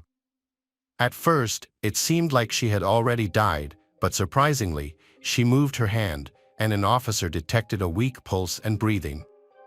The officers moved Kristen to the adjacent room to position her on the floor for resuscitation attempts. Despite their efforts, Kristen had died by the time the ambulance arrived, and the medical team confirmed her death. Sergeant Brandon Hotman went outside to inform Colby, Kristen's husband, that she had passed away. Colby repeatedly asked if Hotman was sure, and when he was told the truth, he broke down in tears. However, his behavior and tears seemed insincere, given that just minutes earlier, he had been chatting casually with other patrolmen about video games. At first glance, the scene suggested that she had taken her own life, but experienced detectives quickly suspected that something was amiss. It was the eve of Halloween, and she had been preparing for the celebration, which made her apparent decision to end her life all the more puzzling. The detectives found handmade costume decorations on her vanity and themed treats in the kitchen, including lollipop bats and ghosts, gummy worms, and other sweets. This suggested that she had been looking forward to the holiday, which made her death even more unexpected. She was found nearly undressed, wearing only her underwear, which was unusual. Typically, women take care to present themselves in a way that they would want to be seen, even in death. Furthermore, the method of death, a gunshot to the head, was also uncharacteristic of a woman. This method is often avoided by women due to concerns about disfiguring themselves. Kristen's body was severely damaged. One of the most puzzling aspects of her death was the gun itself. The large revolver would have been difficult for Kristen to handle due to her small size and fragile nature. It would have been hard for her to hold the gun, let alone twist her arm to shoot herself in the chin. The position of the gun also raised questions for the officer, as it was lying on her stomach, pointing sideways. Kristen's husband later explained that after finding her, he too had considered taking his own life.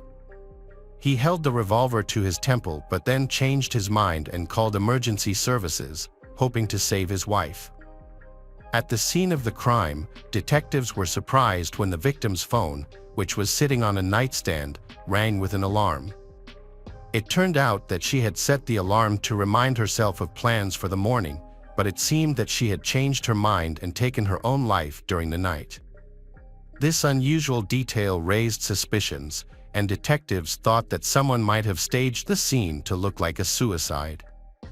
As a result, the victim's husband, Colby, became the main suspect and was asked to come to the police station for questioning.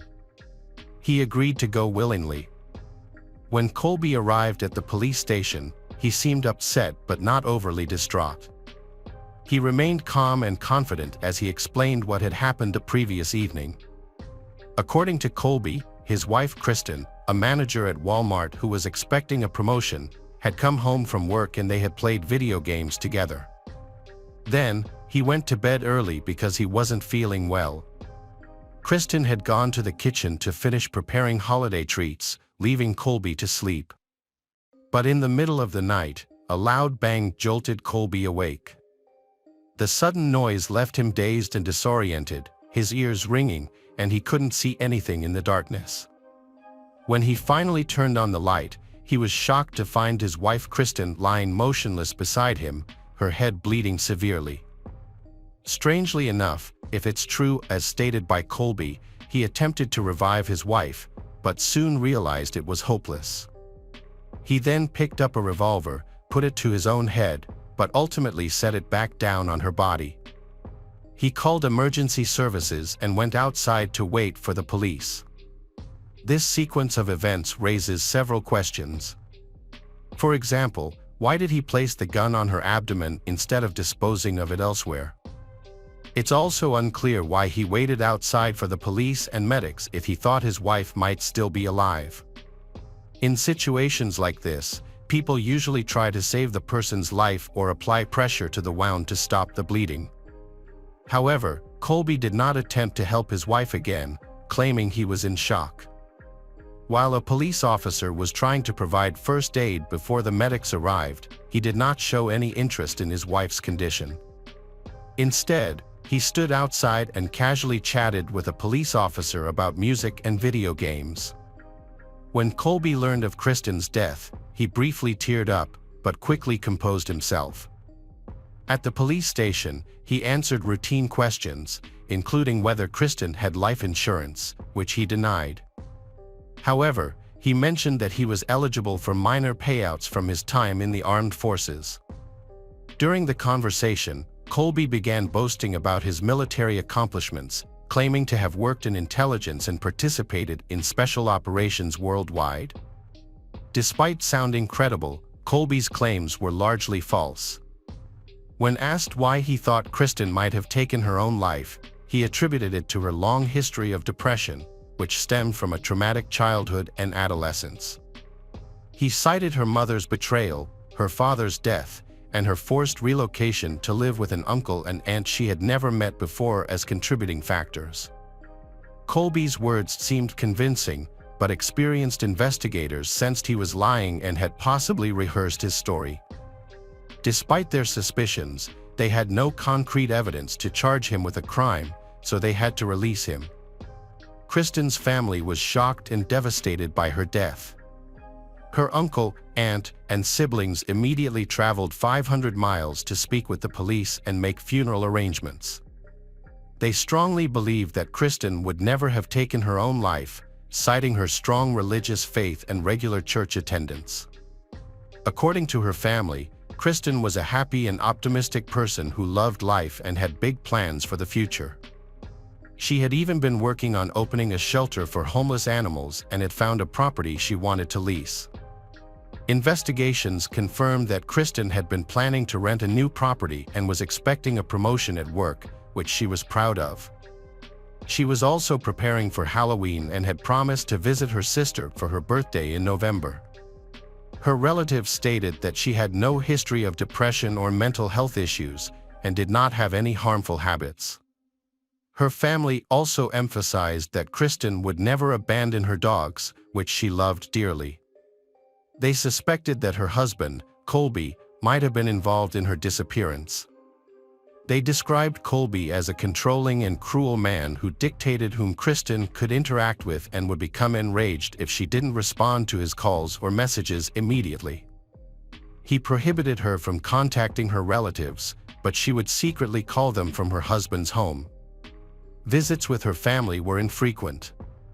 During her last visit, she confided in them that she could no longer endure the mistreatment and had discussed it with her husband. She warned that if things didn't improve, they would have to separate. The autopsy of Kristen revealed a single bullet wound on her chin, which suggested that the shot was fired while she was on her back with the gun pressed to her head. While it was possible that she could have shot herself, it would have been very difficult to do so. There were no signs of struggle or resistance on her body. The detectives, however, were not convinced. Given Colby's history of controlling behavior, they suspected that he might have been violent towards Kristen in the past. They conducted a thorough examination of Kristen's body, looking for any signs of bruises, abrasions, or scratches that might indicate a history of abuse. Despite their efforts, no internal or external injuries were found, aside from the gunshot wound. The investigation then shifted its focus to Colby's personality, revealing that he was a habitual liar who frequently deceived others and even himself with convincing falsehoods. Colby's story didn't add up. Despite his claims of being in danger and having connections to intelligence, he had no history of being in high-risk situations or working with intelligence agencies. In fact, he had been dishonest with those around him about his music career and income.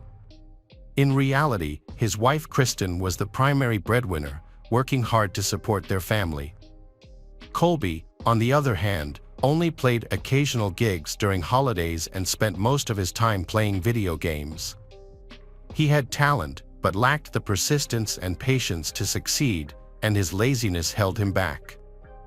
The police investigation uncovered some information. A search of Colby and Kristen gadgets revealed a revealing look at their lives.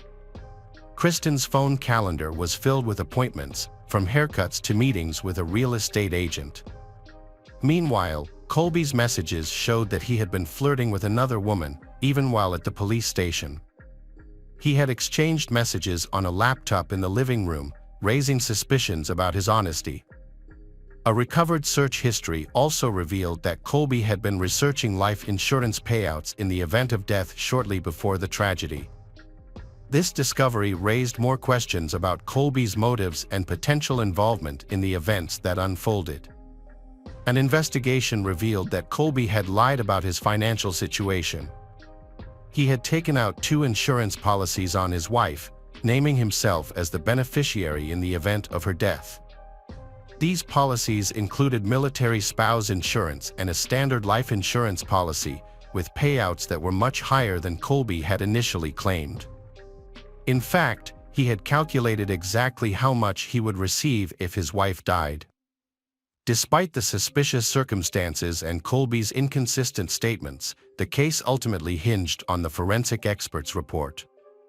The report concluded that there were no signs of violence on the body, except for a single gunshot wound, suggesting that Kristen may have taken her own life. The case was eventually closed, and Colby received the insurance payouts, nearly $50,000 from the military spouse insurance and over $100,000 from the life insurance policy. On the same day the money was deposited into his account, Colby ordered a life-sized realistic doll from an online store, apparently for intimate purposes. Colby indulged in a lavish lifestyle, buying a new gaming console, an electric guitar, and expensive musical equipment. He spent the rest of the money on fancy clothes and frequent nights out at bars and restaurants, feeling carefree and convinced that he had gotten away with the crime since there was no evidence against him. For nearly 2 years, Colby lived a life of luxury, but in the summer of 2021, a new district prosecutor took office and reopened the investigation into Colby's wife's disappearance.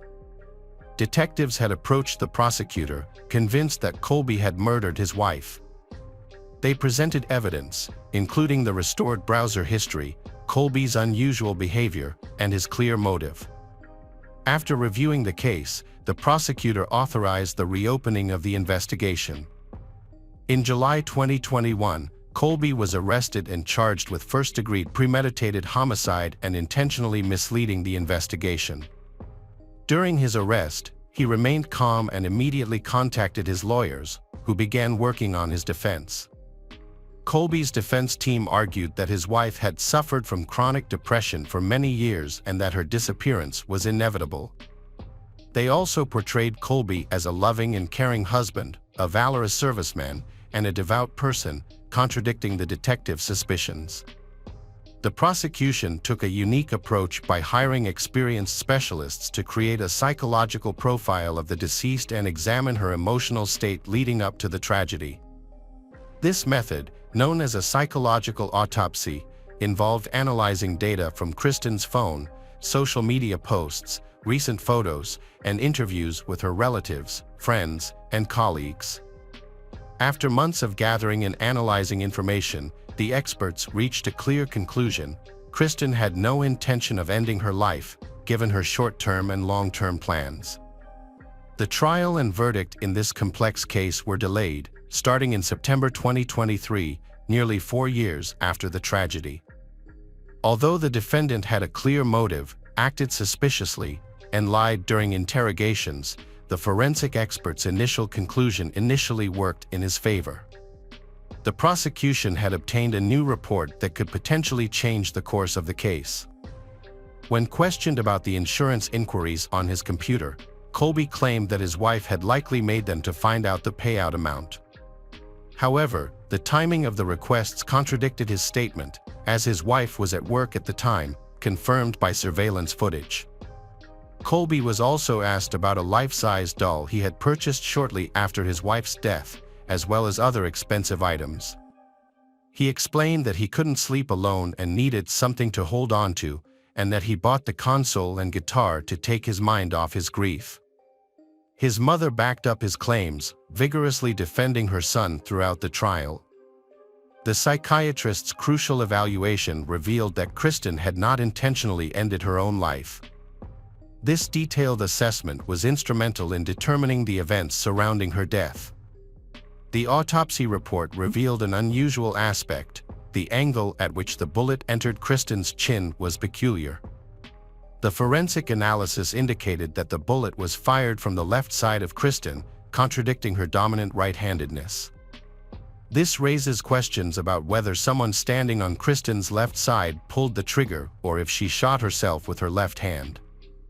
The latter is less plausible considering Kristen was a right-handed individual. This vital evidence raises serious concerns about Colby's potential involvement in Kristen's death. After deliberating the case, the jury unanimously delivered a guilty verdict, finding Colby guilty of all charges. Consequently, Colby received a life imprisonment sentence, eligible for parole after a minimum of 50 years. Notably, Colby refused to accept his guilt, despite being given ample opportunity. Throughout his appeals process, all of his attempts to refute his sentence were ultimately unsuccessful. In the end, no modifications were ever made to Kristen's official cause of death report. Hello friends, welcome to our channel. Today we're going to take a look at another horrible case with you, the case of Nicholas Wilcox. Nicholas Wilcox, a 39-year-old man from Putnam, Connecticut, lives in a duplex apartment, a popular property type in Florida that is designed for two families, with separate rooms, yards, and entrances. Isabella, a 38-year-old woman from Brazil, was the first person invited to rent one of the vacant apartments by Nicholas Wilcox. She used to work as a flight attendant for a national airline in Brazil. After getting divorced in 2010, she moved to America with her children and later married an American, which helped her obtain a green card. Isabella's marriage ended in 2016, and she started dating Eric Robinson, a 46-year-old man from Massachusetts who had never been married and had no children. Despite their romantic feelings for each other, their relationship was occasionally turbulent due to their passionate nature and Eric's bachelor lifestyle. According to Isabella, Eric's behavior was inconsistent and unpredictable, switching between cheerfulness and aggression without warning. This led to repeated breakups and makeups. By June 2017, they had separated once again, shortly before Eric and Isabella moved in with Nicholas. Initially, the living arrangement worked well, with Nicholas and Isabella and Eric respecting each other's space while also spending quality time together. However, over time, problems arose. It was discovered that Eric was using and storing illicit substances, which explained his erratic mood swings. This behavior led to Eric's arrest on August 23, 2017. Nicholas was fortunate to have a steady stream of work, unlike Isabella, who struggled to find a suitable job. To make ends meet, she started helping her neighbor in the construction business. It's worth noting that Nicholas's family had a long history of working in similar trades. His grandfather was a fisherman and boat builder, while his father dedicated his life to construction. After graduating in 1996, Nicholas joined the family business, becoming a roofer. He worked alongside his older brother, Donald, as contractors, building their own client base. At 23, Nicholas started a family with his high school classmate, Kathy. They had a daughter a year later, and twins 3 years after that. Throughout this time, Nicholas worked hard to provide for his family. Despite his busy schedule, friends and acquaintances remembered him as a devoted husband and father. However, his dedication to his professional pursuits may have contributed to the eventual breakdown of his family. They divorced shortly after the birth of their younger children. Despite this, Nicholas continued to support and communicate with his family. In 2017, Nicholas made a fresh start by moving to Florida to pursue better job opportunities. The new location proved to be a smart choice, as he saw a significant increase in clients. Unlike his previous seasonal work, Nicholas was now able to earn a steady income almost year-round. As a professional, Nicholas's skills were in high demand in Florida, where powerful hurricanes frequently damaged homes along the coast during storm season. His expertise was needed to reinforce and repair homes, which helped him build a successful business. Despite leaving his family back in Connecticut, Nicholas remained committed to caring for his children from a distance, sending them financial support and visiting whenever possible, as per his agreement with his ex-wife. After living in a multi-apartment complex in Fort Lauderdale, Nicholas moved to the suburbs to lower his housing costs. This is when he met Isabella. As the hurricane season began, Nicholas's workload increased significantly due to daily orders. At the same time, Hurricane Irma was approaching the area where Nicholas lived and worked. An emergency was declared, and about 7 million people were evacuated from coastal areas. To prepare for the storm, Nicholas spent his time reinforcing homes, boarding up windows and doors, and later clearing the debris left behind. Nicholas's main job was to help people, and he got paid for it. But he wasn't in it just for the money. His older brother said that Nicholas always lent a hand to those in need. In September 2017, Florida was bracing for a devastating hurricane. Nicholas spent the day boarding up windows with plywood to prepare. As a result, there was a shortage of plywood in stores, leading to long lines of people waiting to buy some. At that time, Nicholas met a woman named Pamela, who was struggling to find materials to protect her home. Nicholas promised to help her, and that evening, he delivered the 7 sheets of plywood she needed. He then spent the whole day boarding up her doors and windows, refusing payment for his efforts. Nicholas was deeply sympathetic to Pamela's plight as a single mother in need of assistance. In response, he offered her help, and she was extremely grateful. This sparked a romantic connection between them. The devastating hurricane that followed brought Nicholas a substantial amount of work, which allowed him to employ his neighbor, Isabella, as his assistant. Isabella's responsibilities included cleaning up job sites and handing Nicholas tools as needed. As they spent more time together, their friendly interactions blossomed into romance. On September 3rd, they made a commitment to each other, sealing their promise with a handwritten vow in blood, symbolizing their desire for a long, happy life together, filled with many children. The lovers, Nicholas and Isabella, faced minor issues and disagreements soon after their union. These disputes escalated, culminating in a serious conflict on September 22nd, which led Isabella to leave home and spend the night in a hotel. However, they reconciled the next morning. According to Isabella, Nicholas was neglecting her and showing a lack of respect. Nicholas, on the other hand, believed she was exaggerating. Their disagreements ultimately led to severe consequences. On October 5, 2017, a mysterious call was made to the local police. The caller claimed to be Isabella's former husband and asked the police to contact Isabella, stating she had information about a recent crime. However, he didn't provide further details. The police responded promptly and called Isabella, who sounded hysterical. When questioned about the situation, she claimed everything was fine, except for a fight with her boyfriend, Nicholas. Isabella told the police that her partner had left her and driven away, but when they mentioned a call from her former husband, she broke down and confessed that her partner was actually dead. She claimed to know where the body was and offered to show them. When the police arrived at the address Isabella provided, they found a house that was being prepared for a hurricane, with all windows and doors boarded up. Inside, they noticed a strong smell of cleaning products and paint, indicating that one of the bedrooms had been thoroughly cleaned. However, upon closer inspection, the detective suspected that someone was trying to cover something up. The walls and floor had been hastily and sloppily painted, and they found containers of hydrogen peroxide, which is often used to clean bloodstains. They discovered small bloodstains on the bedding and bedside table, and it was clear that the old mattress had been replaced. The police found blood stains throughout the room, suggesting a violent crime had taken place. Isabella had attempted to clean up the scene but hadn't finished before the police arrived.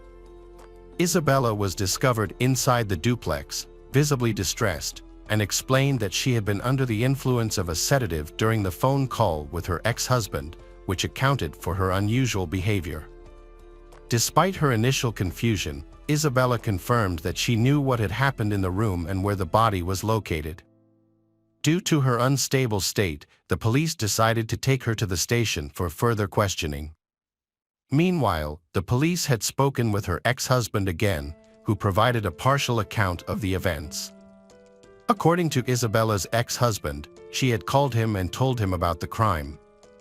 However, during her interrogation, Isabella claimed that her former boyfriend, Eric Robinson, was involved in the crime. She stated that on October 5th, around 2 a.m., Eric had arrived at the duplex, found her and Nicholas asleep, and became enraged by a vow hanging above the bed's headboard in the bedroom. Eric woke Isabella by holding a knife to her throat, threatening to harm her if she screamed. As he did, she saw Nicholas, who was lying next to her, struggling to breathe. But Eric didn't allow her to look any further and forced her out of the bedroom. Then, he brutally beat Nicholas, who was defenseless, using a brass knuckle and the bat. After the beating, Eric wrapped Nicholas' body in a tarp and tied it up with straps. He threatened Isabella, forcing her to help him get rid of the body. Later, the detectives were confused as to why Isabella, instead of calling the police, had called her ex-husband. In an explanation, Isabella said she was terrified and sought comfort and guidance. According to her, Eric also made her clean up the crime scene and erase all evidence. Before leaving, he returned her phone, which he had taken earlier. Her confession raised doubts and required further investigation. Additionally, the detectives noticed visible bruises and scratches on Isabella's body, which she claimed were a result of Eric beating her after Nicholas' death. The investigation started with a search for the victim and the suspect, who revealed the location of Nicholas. While medical examiners worked on the body, forensic specialists arrived at the scene. Meanwhile, law enforcement searched for Eric, who had been released from prison on October 3rd and was living at a different address. During this time, Eric had met a woman, Merida, and was staying with her. Merida told the police that on the night of October 5th, her boyfriend received a phone call and left immediately. He returned around 5 a.m., packed his things, and left again without explanation. When asked if she noticed any bloodstains on her boyfriend's clothes, Merida said she hadn't seen anything suspicious. Eric was found around 8 p.m., 4 miles away from the house. He refused to cooperate with the investigation and was taken into custody for further inquiry. During the interrogation, Eric provided a different account of the events than Isabella's. According to Eric, Isabella had contacted him on the night of October 5th, despite having a restraining order against him. Isabella attacked Nicholas while under the influence of banned substances and ultimately ended his life. After regaining her composure, she realized she needed help and asked Eric to assist her. In exchange, she promised to rekindle their relationship and start anew. Eric, still having strong feelings for her, agreed to her terms. The investigation revealed that Isabella was not as innocent as she seemed. She had a history of police encounters, and on September 22nd, a heated argument with Nicholas got out of hand. Under the influence of Xanax and other substances, Isabella became violent, destroying some of Nicholas' belongings and damaging his work vehicle. Fearing for his life, Nicholas contacted the police.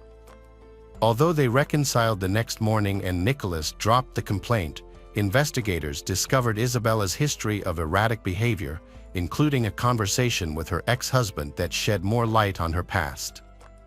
He described Isabella as having a volatile personality and a hot temper. During their argument, he had threatened to report her to immigration services if she continued to behave in such a manner. For Isabella, the opportunity to live in the U.S. was crucial, so the threat of deportation was devastating. It's possible that during another argument, Isabella's explosive personality led her to react violently, motivated by her desire to stay in America. To gather more information, detectives started interviewing people close to them. A neighbor who lived in the adjacent duplex proved to be a crucial witness. She reported seeing Eric arrive at the scene in his car on the night of the crime. He then retrieved some tools and trash bags before leaving the area. The investigation continued, with substantial evidence collected. On October 11th, Isabella was called in for another interrogation, which she attended voluntarily since she had not been arrested at that point. Detectives reviewed video surveillance footage and determined that on the night of the incident, Isabella personally moved Nicholas's body and disposed of it in a trash container. During this time, she remained calm and composed, making decisions independently. She also met with Eric Robinson that night. Isabella appeared relaxed and friendly. She even purchased items needed for emergency repairs herself. However, as the investigation progressed, she began to change her story, adding new details about the events. Isabella claimed that Eric had threatened to kill her and deport her and her children, forcing her to act as she did. Although her statement seemed believable, investigators were cautious in their conclusions. Both Eric and Isabella had questionable pasts, which raised suspicions. Eric, in particular, had a history of run-ins with the law, dating back to 2001, primarily for possession and distribution of narcotics. In August 2016, Isabella had legitimate reasons to fear Eric in question, as he had committed an aggravated assault against a woman. In June 2017, he was arrested for strangulation and later that year for possessing prohibited substances.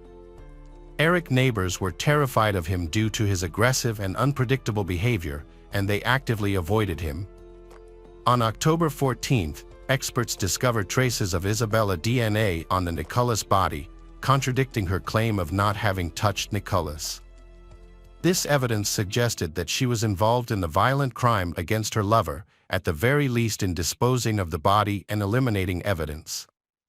Despite the evidence, neither Isabella or Eric admitted to any wrongdoing. While Eric was held in custody, Isabella was briefly detained before being released to await trial. Although everyone expected the court proceedings to begin soon, various complications and delays pushed the trial back by 5 years. The trial of Eric Robinson was significantly delayed due to the bureaucratic issues. During this time, the prosecution developed its strategy and tactics, while the defense thoroughly reviewed the investigation findings. Additionally, new evidence was discovered, including the recovery of Eric's deleted social media account, which he had used to discuss the crime with his former friend. As the trial approached, Isabella made a plea deal with the prosecution. She agreed to testify against Eric Robinson. On April 10, 2023, the trial finally took place.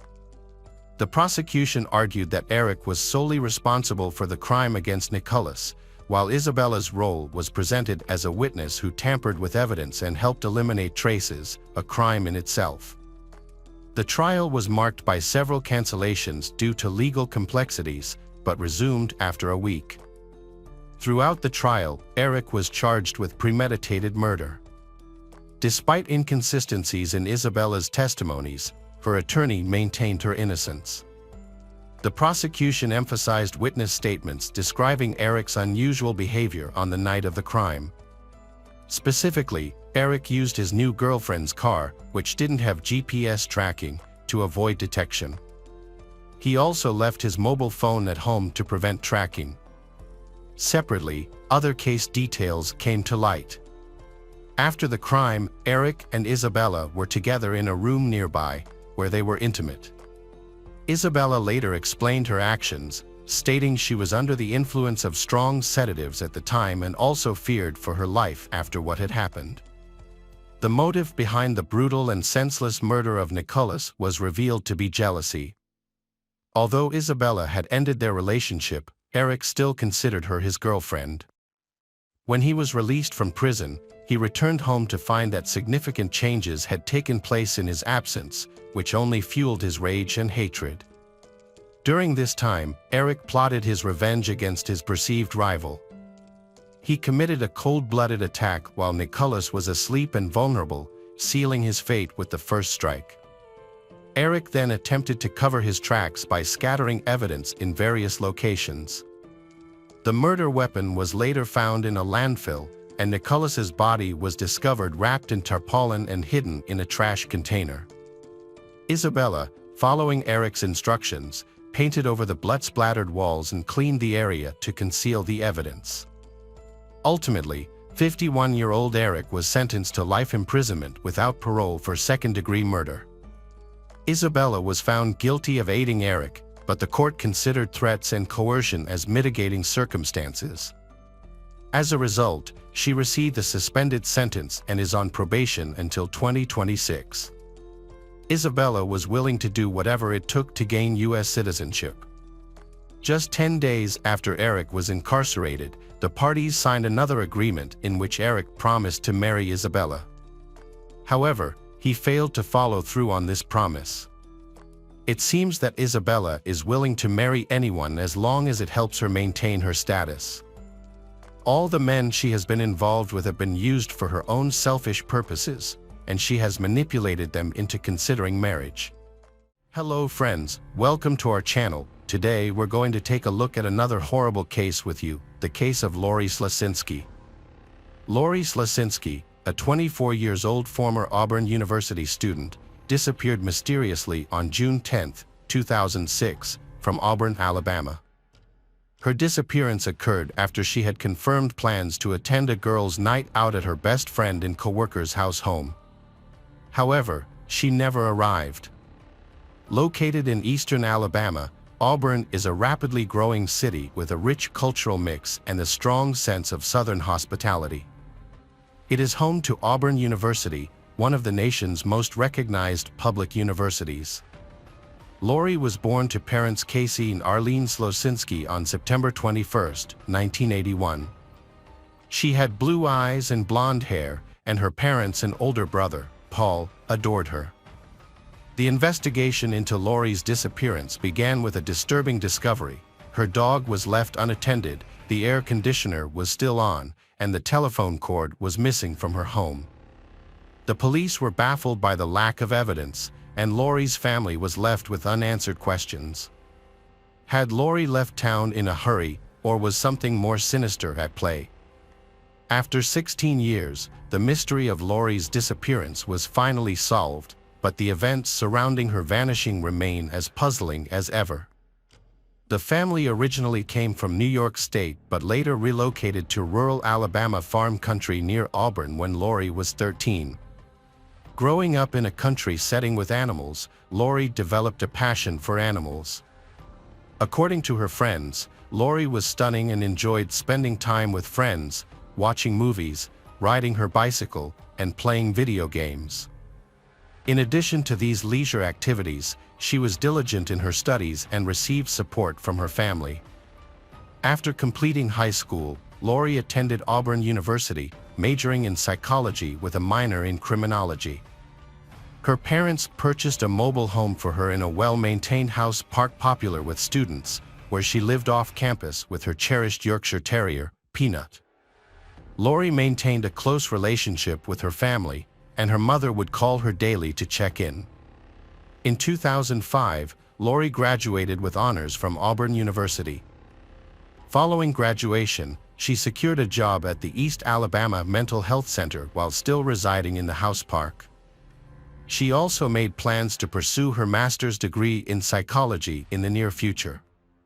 Lori's family was proud of her accomplishments, but they had no idea that something terrible was about to happen. On June 10, 2006, 24-year-old Lori planned a girls' night at her best friend Lindsay Braun's house. They intended to have a few drinks and watch a movie. Lori and Lindsay had met in their junior year at Auburn University and quickly became friends due to Lori's kind, charming, and outgoing personality. After graduating, they both worked at the same mental health facility, which strengthened their bond. At around 6:30 p.m. on June 10th, Lori called Lindsay to say she needed to stop at the store before heading over for their movie night. Unfortunately, Lori never arrived. Lindsay became worried when she didn't hear from Lori again that night or the next day. She called Lori multiple times and left messages on her home answering machine, but Lori never responded. When Lori didn't show up to work on Monday, June 12, Lindsay's concerns escalated. It was highly unusual for Lori to miss work without informing anyone.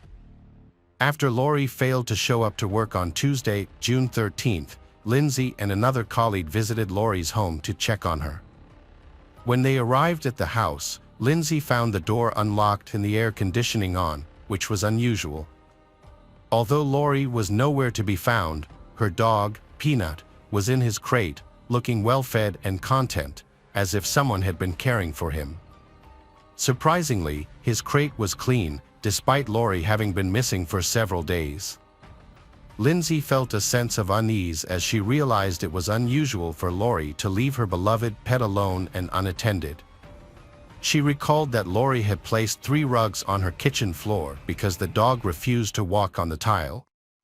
However, when Lindsay entered Lori's home later that day, the rugs were missing, along with the outside trash can. On the same day, June 13, 2006, Lori's mother, Arlene, received a call from Lori's workplace, informing her that Lori had missed work for 2 consecutive days. Arlene immediately tried to contact Lori but was unable to reach her. Growing concerned for her daughter's well-being, Arlene left for Auburn after alerting her husband, Casey, about Lori's disappearance. Upon arriving at Lori's house, Arlene encountered a disturbing scene. The door was slightly ajar, and Lori's bed was perfectly made, but there was no sign of Lori. Her car was also missing. A closer inspection revealed that several items were gone, including the kitchen rugs, a pillow from the couch, a Galileo thermometer, a green trash can that usually held a rake and shovel, and the phone cord for the landline. Arlene's alarm grew as she realized that something was horribly wrong. She officially reported her daughter missing, holding on to the hope that Lori would eventually show up. As the initial investigation into Lori's disappearance began, police searched her house home but found no significant evidence linking to a suspect. However, they did notice signs of a struggle, scuff marks on the wall, and semen on her bedsheet. Additionally, traces of blood were discovered on the doorknob, and a coat hanger and a single golden hoop earring were also found at the scene. On June 10, 2006, police recovered surveillance footage showing Lori stopping at a Walmart in Alabama. This was the last known sighting of her, and no one had any idea what happened to her after that. Later that afternoon, Lori's mother, Arlene, received a phone call from one of Lori's friends, 25-year-old Daryl Rick Ennis. Ennis claimed that he had met Lori on the day she went missing and thought she might have gone to make a drug deal. However, Arlene was skeptical of his story, despite knowing Ennis from when Lori invited him to spend Christmas with their family in 2005. Arlene couldn't believe that Lori would be involved in drug dealing and thought Ennis was lying, but she didn't know why he would make up such a story. Police received crucial information from Ennis himself. However, before they could investigate further, Lori's car was found engulfed in flames on a dead-end street near a bowling alley where Ennis used to work. This discovery, made on June 14, 2006, for days after Lori's disappearance, shifted the investigation from a missing persons case to a potential homicide. Unfortunately, the fire destroyed any potential evidence inside the car. Investigators found a hand-rolled cigarette near the vehicle and a gas can in the nearby woods, but Lori was not inside the car. Lori's family was devastated by the discovery, and they feared the worst. The only lead was the information Ennis had provided to Arlene. When questioned, Ennis repeated his story, adding more details. He claimed he and Lori grew marijuana together and speculated that she might have gone to sell her share. Ennis also suggested that Lori may have been involved with shady individuals. Police searched Lori's house thoroughly but found no evidence of her dealing drugs. During the investigation, they noticed scratches on Ennis's hands and arms, which he attributed to his dog. However, when they spoke to Lindsay, they uncovered more suspicious information. Lindsay reported that during her last phone conversation with Lori on the day she disappeared, she heard Rick Ennis speaking in the background.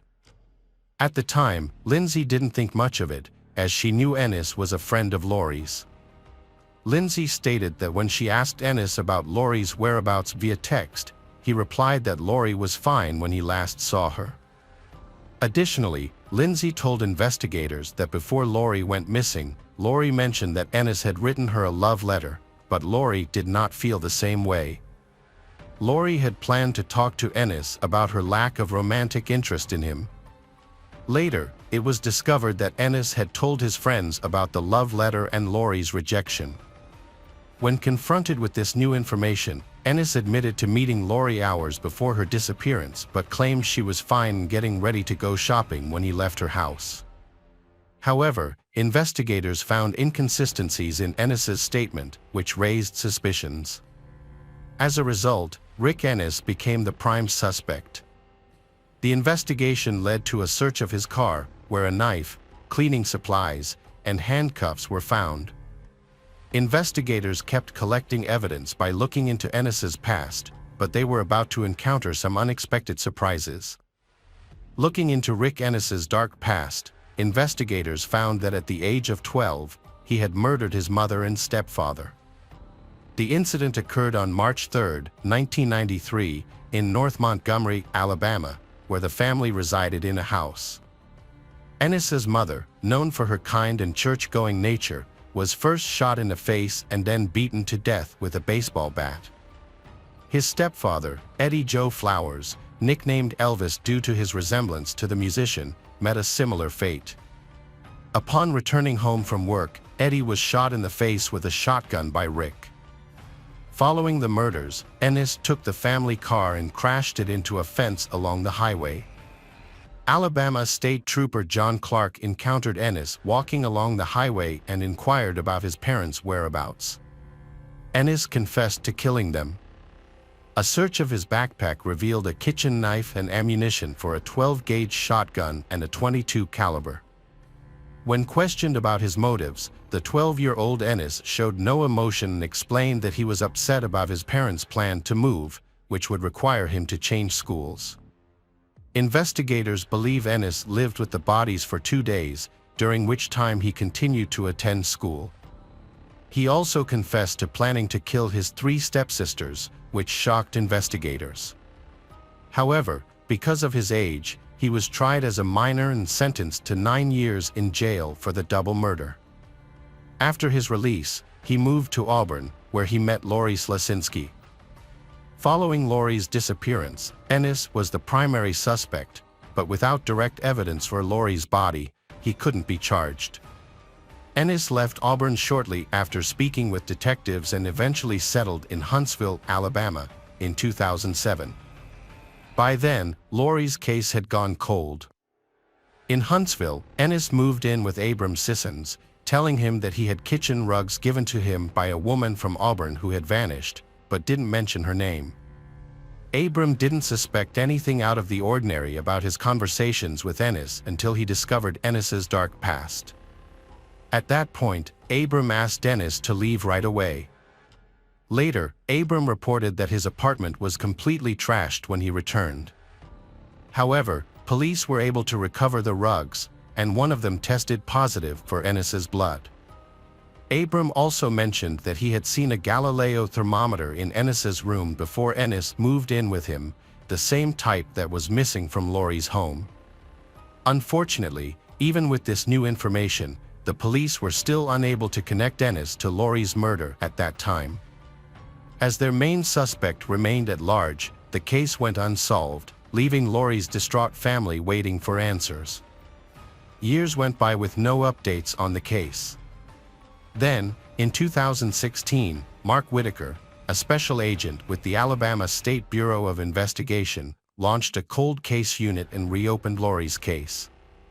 Alongside his team, including his longtime partner Agent J.W. Barnes, Laurie's case was their top priority, and they began re-examining the evidence. They started sending evidence to forensic labs for testing and conducted multiple interviews. After re-examining the evidence, Ennis became the main suspect. Agent Mark suspected Ennis due to his past, but needed more evidence to prove his guilt. In a surprising turn of events, Agent Barnes discovered a crucial piece of evidence while reviewing old files. He found an unopened report from 2006 containing test results from Lori's house. The results revealed Rick Ennis's DNA on Lori's bed sheet and the front door. With all the evidence compiled, investigators built a strong case against Ennis, leading to an indictment in 2018. At that time, Ennis was living in Pilot, Virginia, engaged to Elena Atkinson, and working for a company that built portable living structures called yurts. On August 6, 2018, Rick Ennis was arrested by U.S. Marshals on his 38th birthday, 12 years after Lori Slasinski's disappearance from Auburn. The arrest brought relief to Lori's family but shocked Ennis's fiancée and co-workers. Initially charged with 2 counts of capital murder. The trial started on April 1, 2022. The prosecution presented evidence linking Ennis to the crime, including a cigarette but with his DNA found in Lori's bed sheet. However, the defense suggested that the police might have taken the cigarette from Ennis's home and planted it at the crime scene to frame him. The defense also attempted to discredit Lori Slasinski by implying she was involved in drug dealing, which could explain how Ennis's DNA ended up on the bed sheet. Ennis claimed he had consensual sex with Lori before she disappeared, suggesting they were intimate despite Lori previously rejecting his advances. Nevertheless, his account lacked credibility, especially after 2 additional witnesses came forward with crucial information. One of his former co-workers in Alabama, Jeremy Brooks, stated that Ennis called him on June 9, 2006, the day before Lori's disappearance. Ennis asked Jeremy to bring him gas and let him keep the gas tank, but Jeremy refused. According to Jeremy, Ennis claimed he had run out of gas and needed help getting some.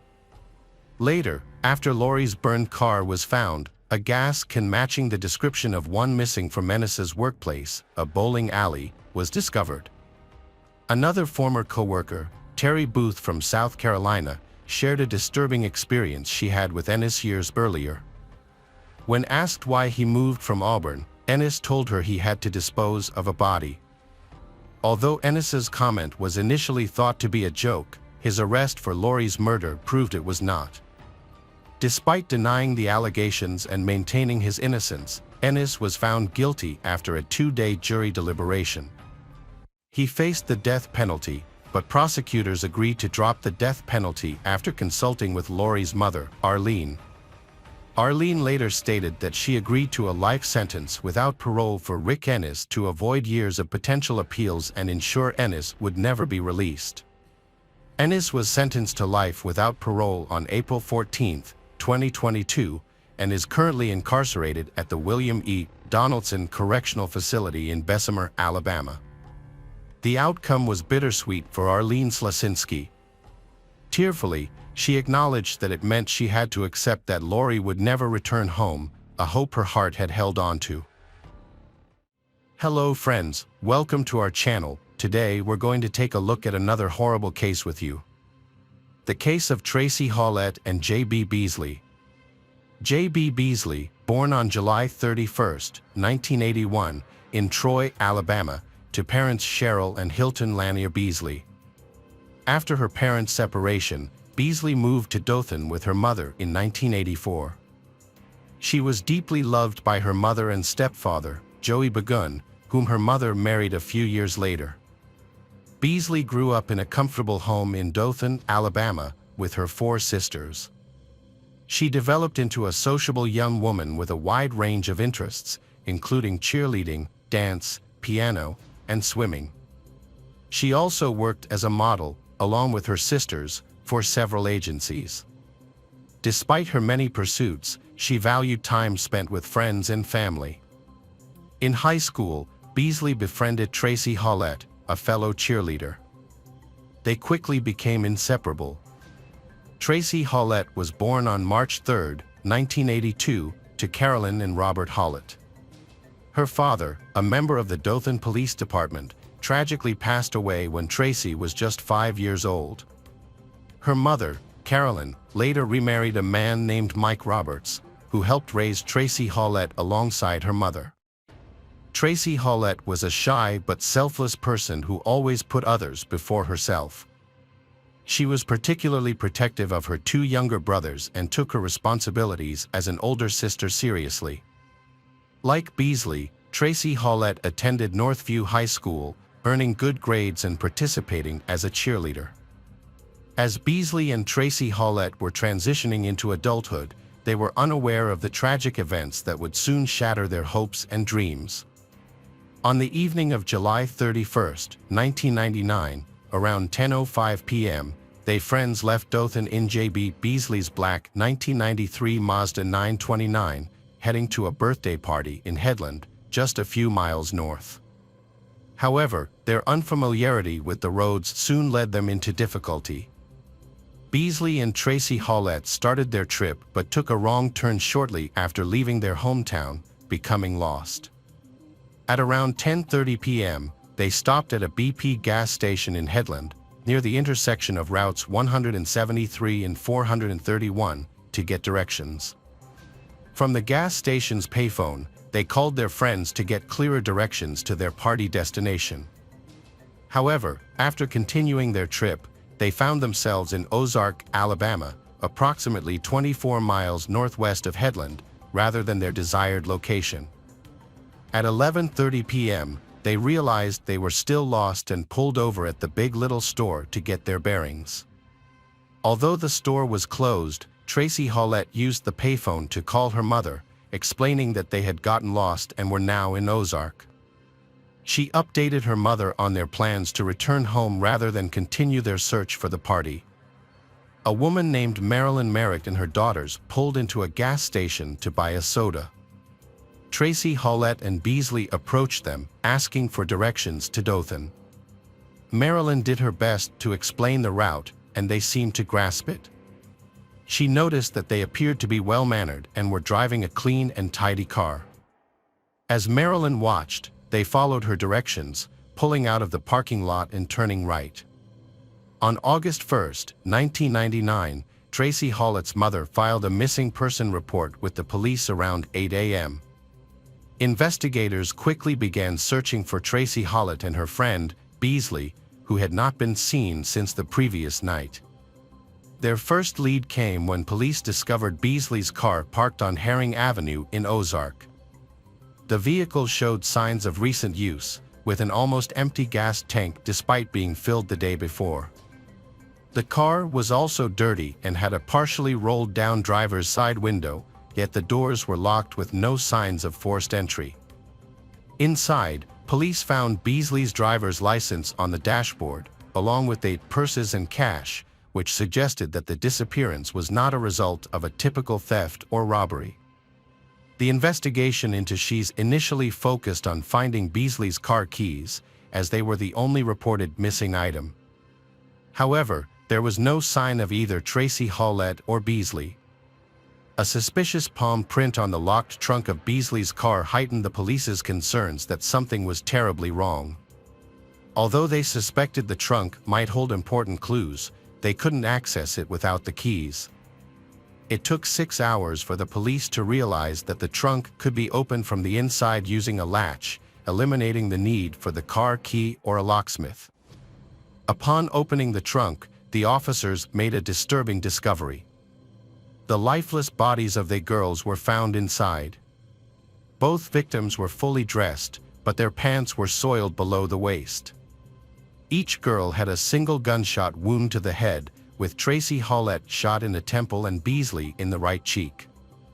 Tracy Howlett had suffered injuries consistent with a violent struggle, including a 9mm shell casing lodged on her leg, scratches on her arm, and thornbriars tangled in her jeans. Despite the gruesome nature of the crime, investigators believed that they were likely killed while inside the trunk of the car, and that their deaths were not the result of a random attack, but rather an intentional act. As the families of the victims were notified of the tragic discovery, the authorities formally launched a homicide investigation. Initially, detectives considered robbery as a possible motive, but this theory was quickly dismissed when they found that the victim's personal belongings, including purses, jewelry, money, and credit cards, were still inside the car.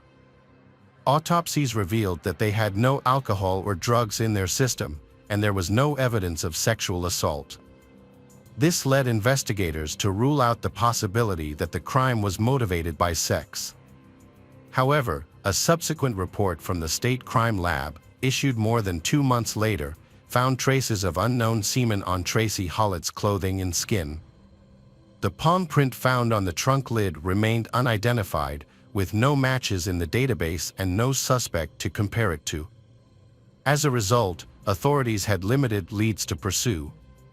Despite the widespread attention the double murder of the teenagers received, investigators were no closer to identifying a suspect. A month after the discovery of Beasley and Tracy Hollett's bodies, a surprising breakthrough occurred. Johnny William Barentine, a 28-year-old Ozark resident, visited the Ozark Police Department on September 1st and shared a remarkable account. He claimed to have witnessed the double murder, stating that he had seen the incident on the same night as the crimes, around the time Tracy Hollett made a call from the Big Little Store's payphone. According to Barentine, he had been out buying milk for his 2-year-old son when he stumbled upon the horrific event. He returned home at 1 a.m., visibly upset, and told his wife that he had been in a collision with a black truck near Herring Road. After sharing this incident with friends in the days that followed Tracy Hollett and Beasley's murder, they encouraged him to report it to the police. They suggested that this information might be connected to the murders and could help the police solve the case, ultimately leading to the reward.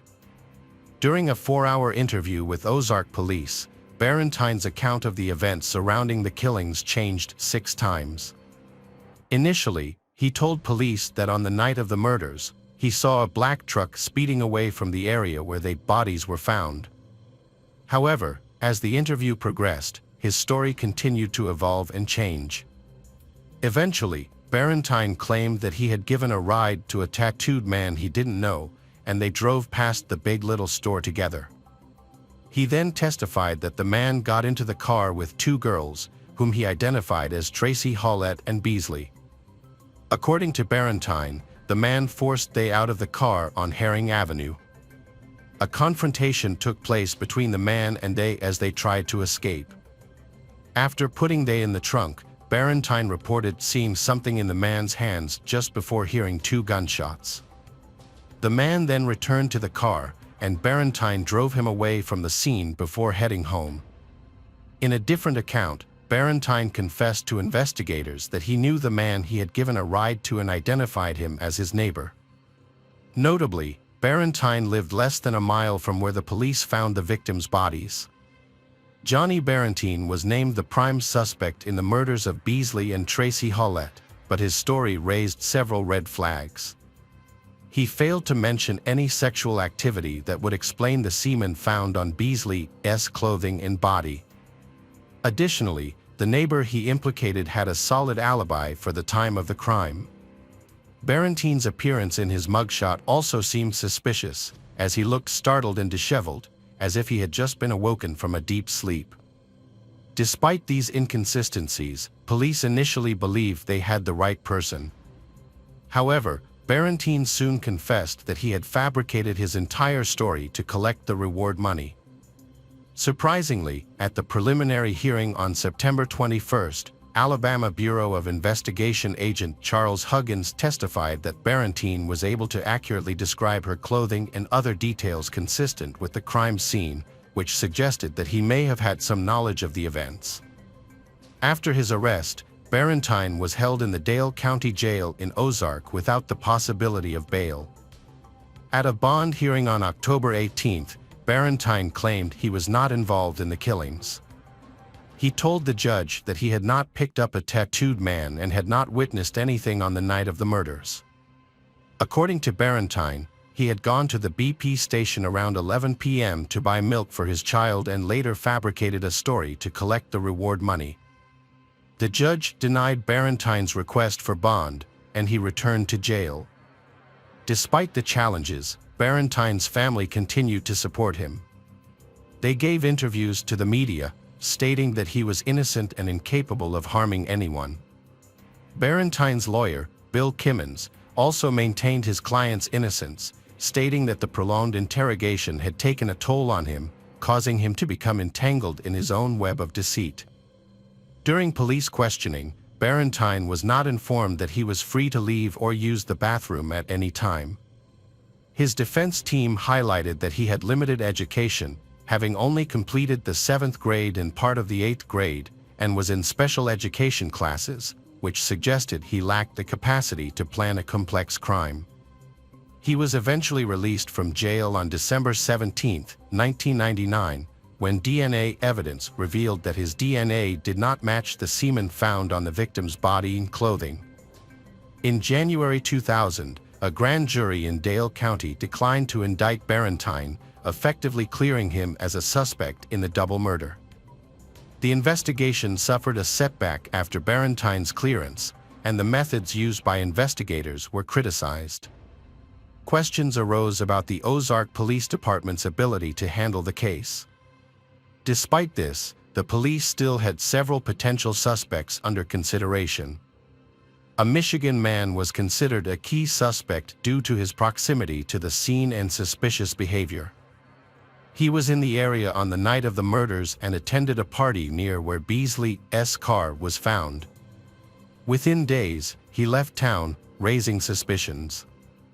Investigators made 3 trips to Michigan to interview him, but he was unable to provide a solid alibi for hours on the night of the murder. Police were initially interested in 2 key leads, a person of interest whose DNA didn't match the crime scene, and a driver of a small white pickup truck captured on surveillance footage. The video showed the truck at the gas pumps at the same time the victims, Beasley and Tracy Hallett, were nearby at the payphone. However, no record of a gas purchase existed, and the video was of poor quality, making it impossible to clearly identify the driver or determine if anyone got out of the truck. The police released a photo of the truck a month later, asking for the public's help in identifying the driver. Unfortunately, no one came forward with any information, and the lead eventually disappeared. The investigation's last lead was a man from Mississippi who had been arrested in Jones County on an outstanding warrant for possessing drug paraphernalia. He had been visiting relatives in Ozark, but departed 2 days after the murders. Investigators wanted to question him, but ultimately, he provided no significant information. Due to lack of evidence, they were forced to release him. In March 2000, a woman came forward, claiming she heard screams and 2 gunshots near Highway 123 South, just inside the city limits, on the night of the murders. She admitted she had been scared to report it earlier. Police searched the area based on her description and found a 9mm bullet, the same type used to kill they. However, the bullet's brand did not match the brand of the bullet shell casing found on Tracy's body. The unspent bullet found no useful markings for forensic comparison to other evidence, ruling out another potential lead in the case. Despite this and other dead ends over the years, investigators remained hopeful for a DNA match. As the families of Beasley and Tracy Hallett tried to move on with their lives, the case eventually went cold. Years later, new information rekindled the investigation. In 2015, a bombshell accusation shook the case. Rena, an auxiliary police officer with the Ozark Police Department, came forward and publicly accused a fellow officer of murdering Beasley and Tracy Hallett and implicated others in a cover-up. Rena made several disturbing allegations regarding the Ozark Police Department. She claimed that on July 31, 1999, a police officer stopped Beasley and demanded to know the location of cassette tapes containing incriminating conversations about the police department's involvement in cocaine trafficking. According to Rena, this confrontation led to the tragic murder of 2 innocent teenagers. Rena further alleged that she was threatened by multiple law enforcement officials who knew the identity of the murderer but helped cover up the crime by destroying evidence. Specifically, Rena accused 3 officers, Gary Butch Whittington, Rex Tipton, and Eddie Henderson, of harassing and intimidating her. She also implicated the former police chief, Tony Spivey, who led the original investigation, in the cover-up. However, Rena declined to reveal the name of the officer she believed was directly responsible for the murders. American journalist John B. Carroll wrote that the officer likely assumed they girls planned to use the tapes as evidence in a court case set for August 2, 1999, just over a day after their murders. Carroll also reported that Rena was brutally beaten with a baseball bat after coming forward, which prevented her from revealing the actual killer. Law enforcement officials accused by Rena denied any involvement in the murders of Beasley and Tracy Howlett. Due to a lack of physical evidence, none of the officials were ever formally named as suspects in the case. Despite this, online allegations against them spread quickly on true crime websites and social media. As a result, Keith Coffin, Rex Tipton, Tony Spivey, Eddie Henderson, and Gary Butch Whittington from the Ozark, Alabama Police Department sued Rena Crum, John B. Carroll for defamation in 2016. The case was later dismissed in 2018. In May 2016, Rena Crum was convicted of harassing Beasley's sister over several years and received a suspended sentence and a $250 fine. Despite an extensive investigation that spanned 2 decades, including numerous interviews and DNA samples, authorities were unable to identify a suspect. It wasn't until 2019 that advances in DNA technology finally led to a breakthrough. In March 2019, investigators sent the DNA evidence found on Beasley's body in clothes to a specialized lab in Virginia called Parabon Nano. The lab used public genealogy databases to analyze the DNA and found a match, leading them to identify a suspect named Coley McCraney.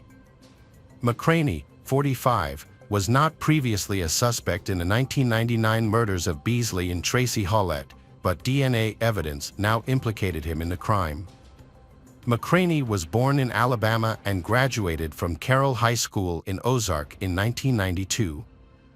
During his time in high school, he was an athlete and also served as the president of the library club. After graduation, he enlisted in the U.S. Air Force and served from 1993 to 1997. In 1992, McCraney was married, but they separated 2 years later. They eventually divorced. His ex-wife filed a complaint with the Air Force in 1994, alleging that McCraney had assaulted her. McCraney later remarried in 2001 and had children with his second wife. In 1998, he was found to have failed to pay child support, but otherwise, he had no significant criminal record over the past 20 years. McCraney worked as a truck driver throughout his career, employed by several Alabama-based trucking companies over the years. More recently, he co-founded a church and worked as a bishop. At the time of the 1999 murders, Coley McCraney was 26 years old and living in Ozark, just 1 mile from where the bodies of Beasley and Tracy Howlett were found. Nearly 20 years later, on March 15, 2019, McCraney was arrested in Daleville, Alabama, following a traffic stop. During his subsequent interview with police, McCraney claimed to not know the victims. However, the investigators did not reveal any motive for the murders. The news of McCraney's arrest sent shockwaves through the Ozark community, including its police chief, Marlon Walker, who had attended school with McCraney. As the case seemed to be finally unraveling, a new development emerged. Rena Crum, a 53-year-old woman who had previously accused the Ozark Police Department of covering up the murder, withdrew her allegations during an August 2022 hearing. McCraney, 49, is currently in Dale County Jail awaiting trial on 5 counts of capital murder for the shooting deaths of Beasley and Tracy Howlett. His bond was denied, and his trial is scheduled for April 17, 2023. The families of the victims expressed relief that the alleged killer has been apprehended, but they still face the difficult process of reliving painful memories during the trial. McCraney was ultimately found guilty of the murder and rape of Beasley and the murder of Howlett. He was sentenced to life without the possibility of parole. Hello friends, welcome to our channel. Today we're going to take a look at another horrible case with you. The case of Daniel Wozniak. Sam Herr was born to parents Stephen and Raquel Kalberman on May 29, 1983, in Los Angeles, California. As their only child, Sam Herr was showered with love and attention from his parents, his father being a special education teacher and his mother a stay-at-home parent. Sam Herr maintained a close relationship with his parents even after he moved away. Despite his physically imposing stature, Sam Herr's friends affectionately referred to him as a gentle giant, describing him as a fun-loving and laid-back individual. Sam Herr enlisted in the United States Army at a young age and completed tours of duty in Afghanistan and Germany as part of the 173rd Airborne. After serving for 3 years, he was honorably discharged and returned to Southern California to pursue higher education using the GI Bill. His goal was to complete college and then re-enlist in the Army as an officer. To achieve this, Sam enrolled in Orange Coast Community College, where he befriended Julie Kibushi, who was 3 years his junior. However, Sam Herr struggled with the emotional aftermath of his military service, ultimately developing post-traumatic stress disorder, PTSD, a common affliction among veterans. When 28-year-old Sam Herr failed to visit his parents' house over a weekend as planned, they began to worry. Sam Herr's parents, Stephen and Raquel, became increasingly concerned after several attempts to contact their son went unanswered. Deciding to take matters into their own hands, Stephen went to Sam Herr's apartment in Costa Mesa with his wife to see what was amiss. Their discovery led to immediate panic when they could not find their son and only saw Julie Kibushi in a state of horror. Stephen quickly dialed 911 as Raquel choked and screamed. The moment they realized Julie had met a gruesome end, they knew their lives would never be the same, and the trauma would have a lasting impact. The Costa Mesa community was shocked by the incident, as murders are rare there. At the apartment, police found no signs of a disturbance. The bedroom, however, presented a disturbing scene. On the bedside table, investigators found an unused knife, as well as 2 books, a combat manual and a sex guide. But it was the condition of the bed that was truly horrifying. The bed was soaked in the Julie Kibushi's blood, and the deceased Julie Kibushi was found in a compromising position, partially lying on the bed and partially kneeling on the floor. Her pants had been pulled down, exposing her lower body, leading detectives to suspect that she may have been sexually assaulted before her murder.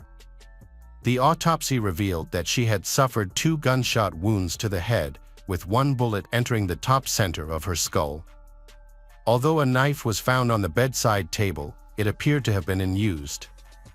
Other unusual details included a tiara on the victim's head and the words, "All yours," scrawled on the back of Julie Kibushi sweater. Julie Kibushi handbag was found in the kitchen. The detectives identified the victim as 23-year-old Julie Kibushi, who was born on Valentine's Day in 1987 to a Japanese-American family. She was the first daughter and third of 4 children to parents June and Masa Kibushi. Her parents affectionately called her "my Valentine girl" from a young age. Julie Kibushi developed a passion for tap dancing at the age of 5, which continued to grow throughout her life. Those who knew her described her as a joyful person to be around, with a goofy and bubbly personality that could light up a room. Julie Kibushi was known for her kindness and willingness to go out of her way to help others. Julie Kibushi's life was a balance between her Japanese heritage and her independent American spirit. She had recently graduated from the Orange County School of the Arts and was pursuing a degree in fashion design at Orange Coast Community College. There, she befriended 26-year-old Sam Herr and even tutored him in anthropology. Little did she know, her kindness would ultimately lead to her tragic demise. The police investigation into Julie Kibushi's murder was underway. Detectives meticulously examined the crime scene, searching for clues that would reveal the truth about her final moments. Their attention turned to Sam Herr, as Julie Kibushi's body was found in his apartment. His sudden disappearance further raised suspicions. With evidence pointing to Sam Herr's involvement, investigators decided to take a closer look at him. Detectives suspected that Sam Herr had committed the crime in a moment of passion and then fled. This theory was supported by the fact that Sam Herr was nowhere to be found after the murder of Julie Kibushi in his apartment. The discovery of text messages from Sam Herr's number on Julie Kibushi's phone further fueled their suspicions. Initially, the messages seemed innocuous, with Sam Herr sending Julie Kibushi a text at 2:45 p.m. on May 21, 2010, telling her he would help a friend and then visit his parents.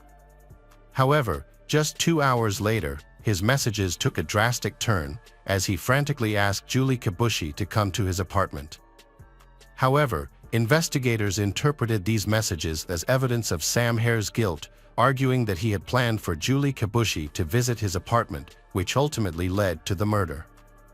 The disappearance of several key items from the apartment hinted at Sam Herr's possible flight. His passport and car were both missing, leading investigators to a straightforward conclusion: Sam Herr was on the run, and likely the prime suspect in the crime. As the investigation continued, the Costa Mesa police tracked Sam Herr's cell phone and credit card activity to pinpoint his location. They discovered that his credit card had been used for 4 ATM withdrawals and a purchase at a pizza delivery place in Long Beach, California, just 20 miles from Sam's home. Police anticipated that Sam Herr would appear in the surveillance footage of the ATM. However, when the bank provided the footage, the police were shocked to see a teenager wearing a hoodie, not Sam Herr, withdrawing money from his account. Neither the police nor Sam Herr's parents could identify the mysterious boy. Investigators believed he was probably helping Sam Herr escape or hide. In either case, the Costa Mesa police were determined to find him.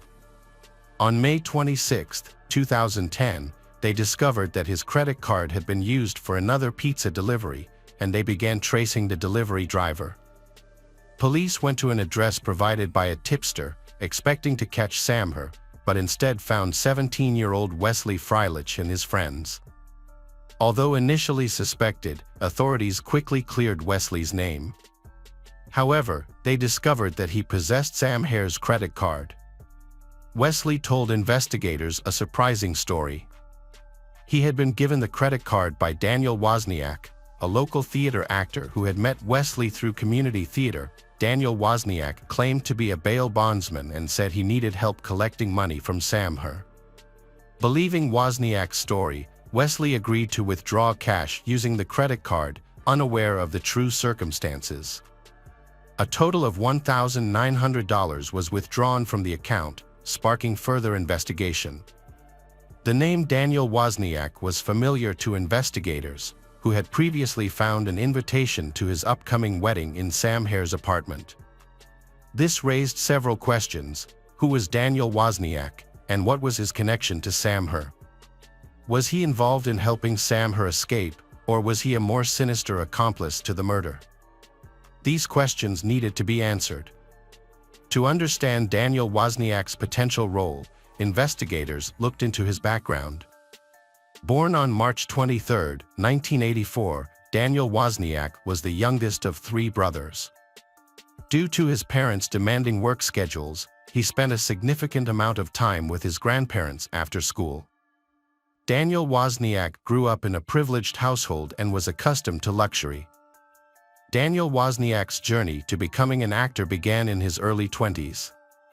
Despite struggling to hold down a job and often having to move to low-paying positions, his passion for acting and singing in musicals kept him going.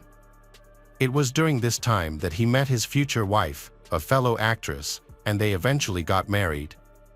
However, their happiness was short-lived. On May 26, 2010, the day of Daniel Wozniak's bachelor party in Huntington Beach, California, police arrived with an arrest warrant.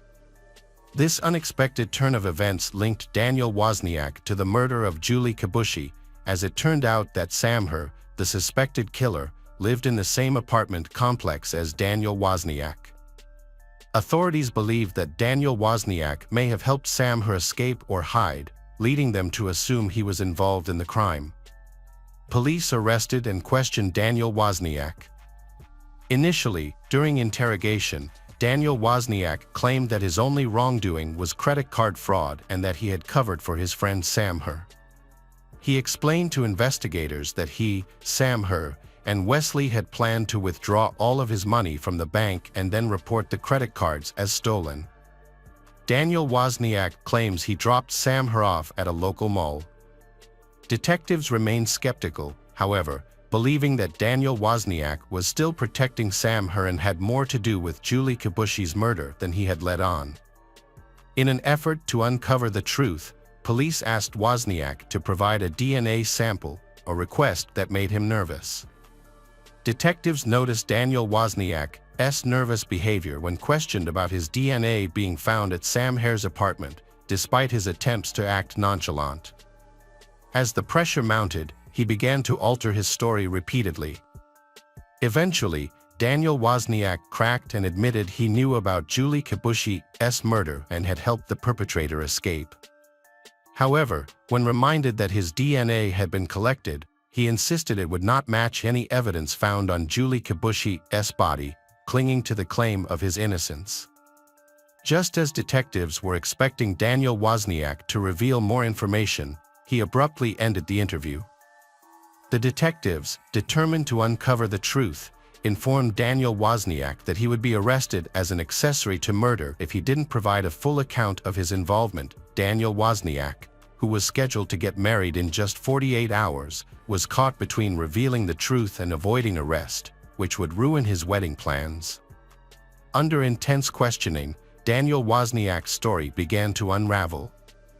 Detectives sensed his weakness and accelerated the process by falsely claiming that DNA evidence linked him to Julie Kibushi's body.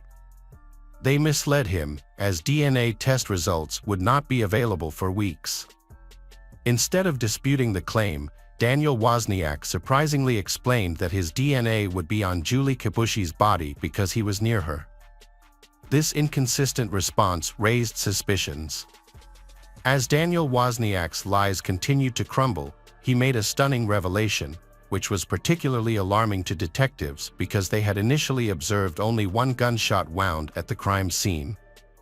It wasn't until the autopsy was performed that a second gunshot wound was discovered, casting further doubt on Daniel Wozniak's credibility. Daniel Wozniak's confession implicated him as an accomplice to the murder, allowing investigators to formally detain him. However, detectives still needed to locate Sam Her, and Daniel Wozniak refused to cooperate. Despite being in custody, Daniel Wozniak made a phone call to his fiancée, Rachel Buffett. Unbeknownst to Daniel Wozniak, the conversation was being recorded, which would eventually ensnare him in his own deceit.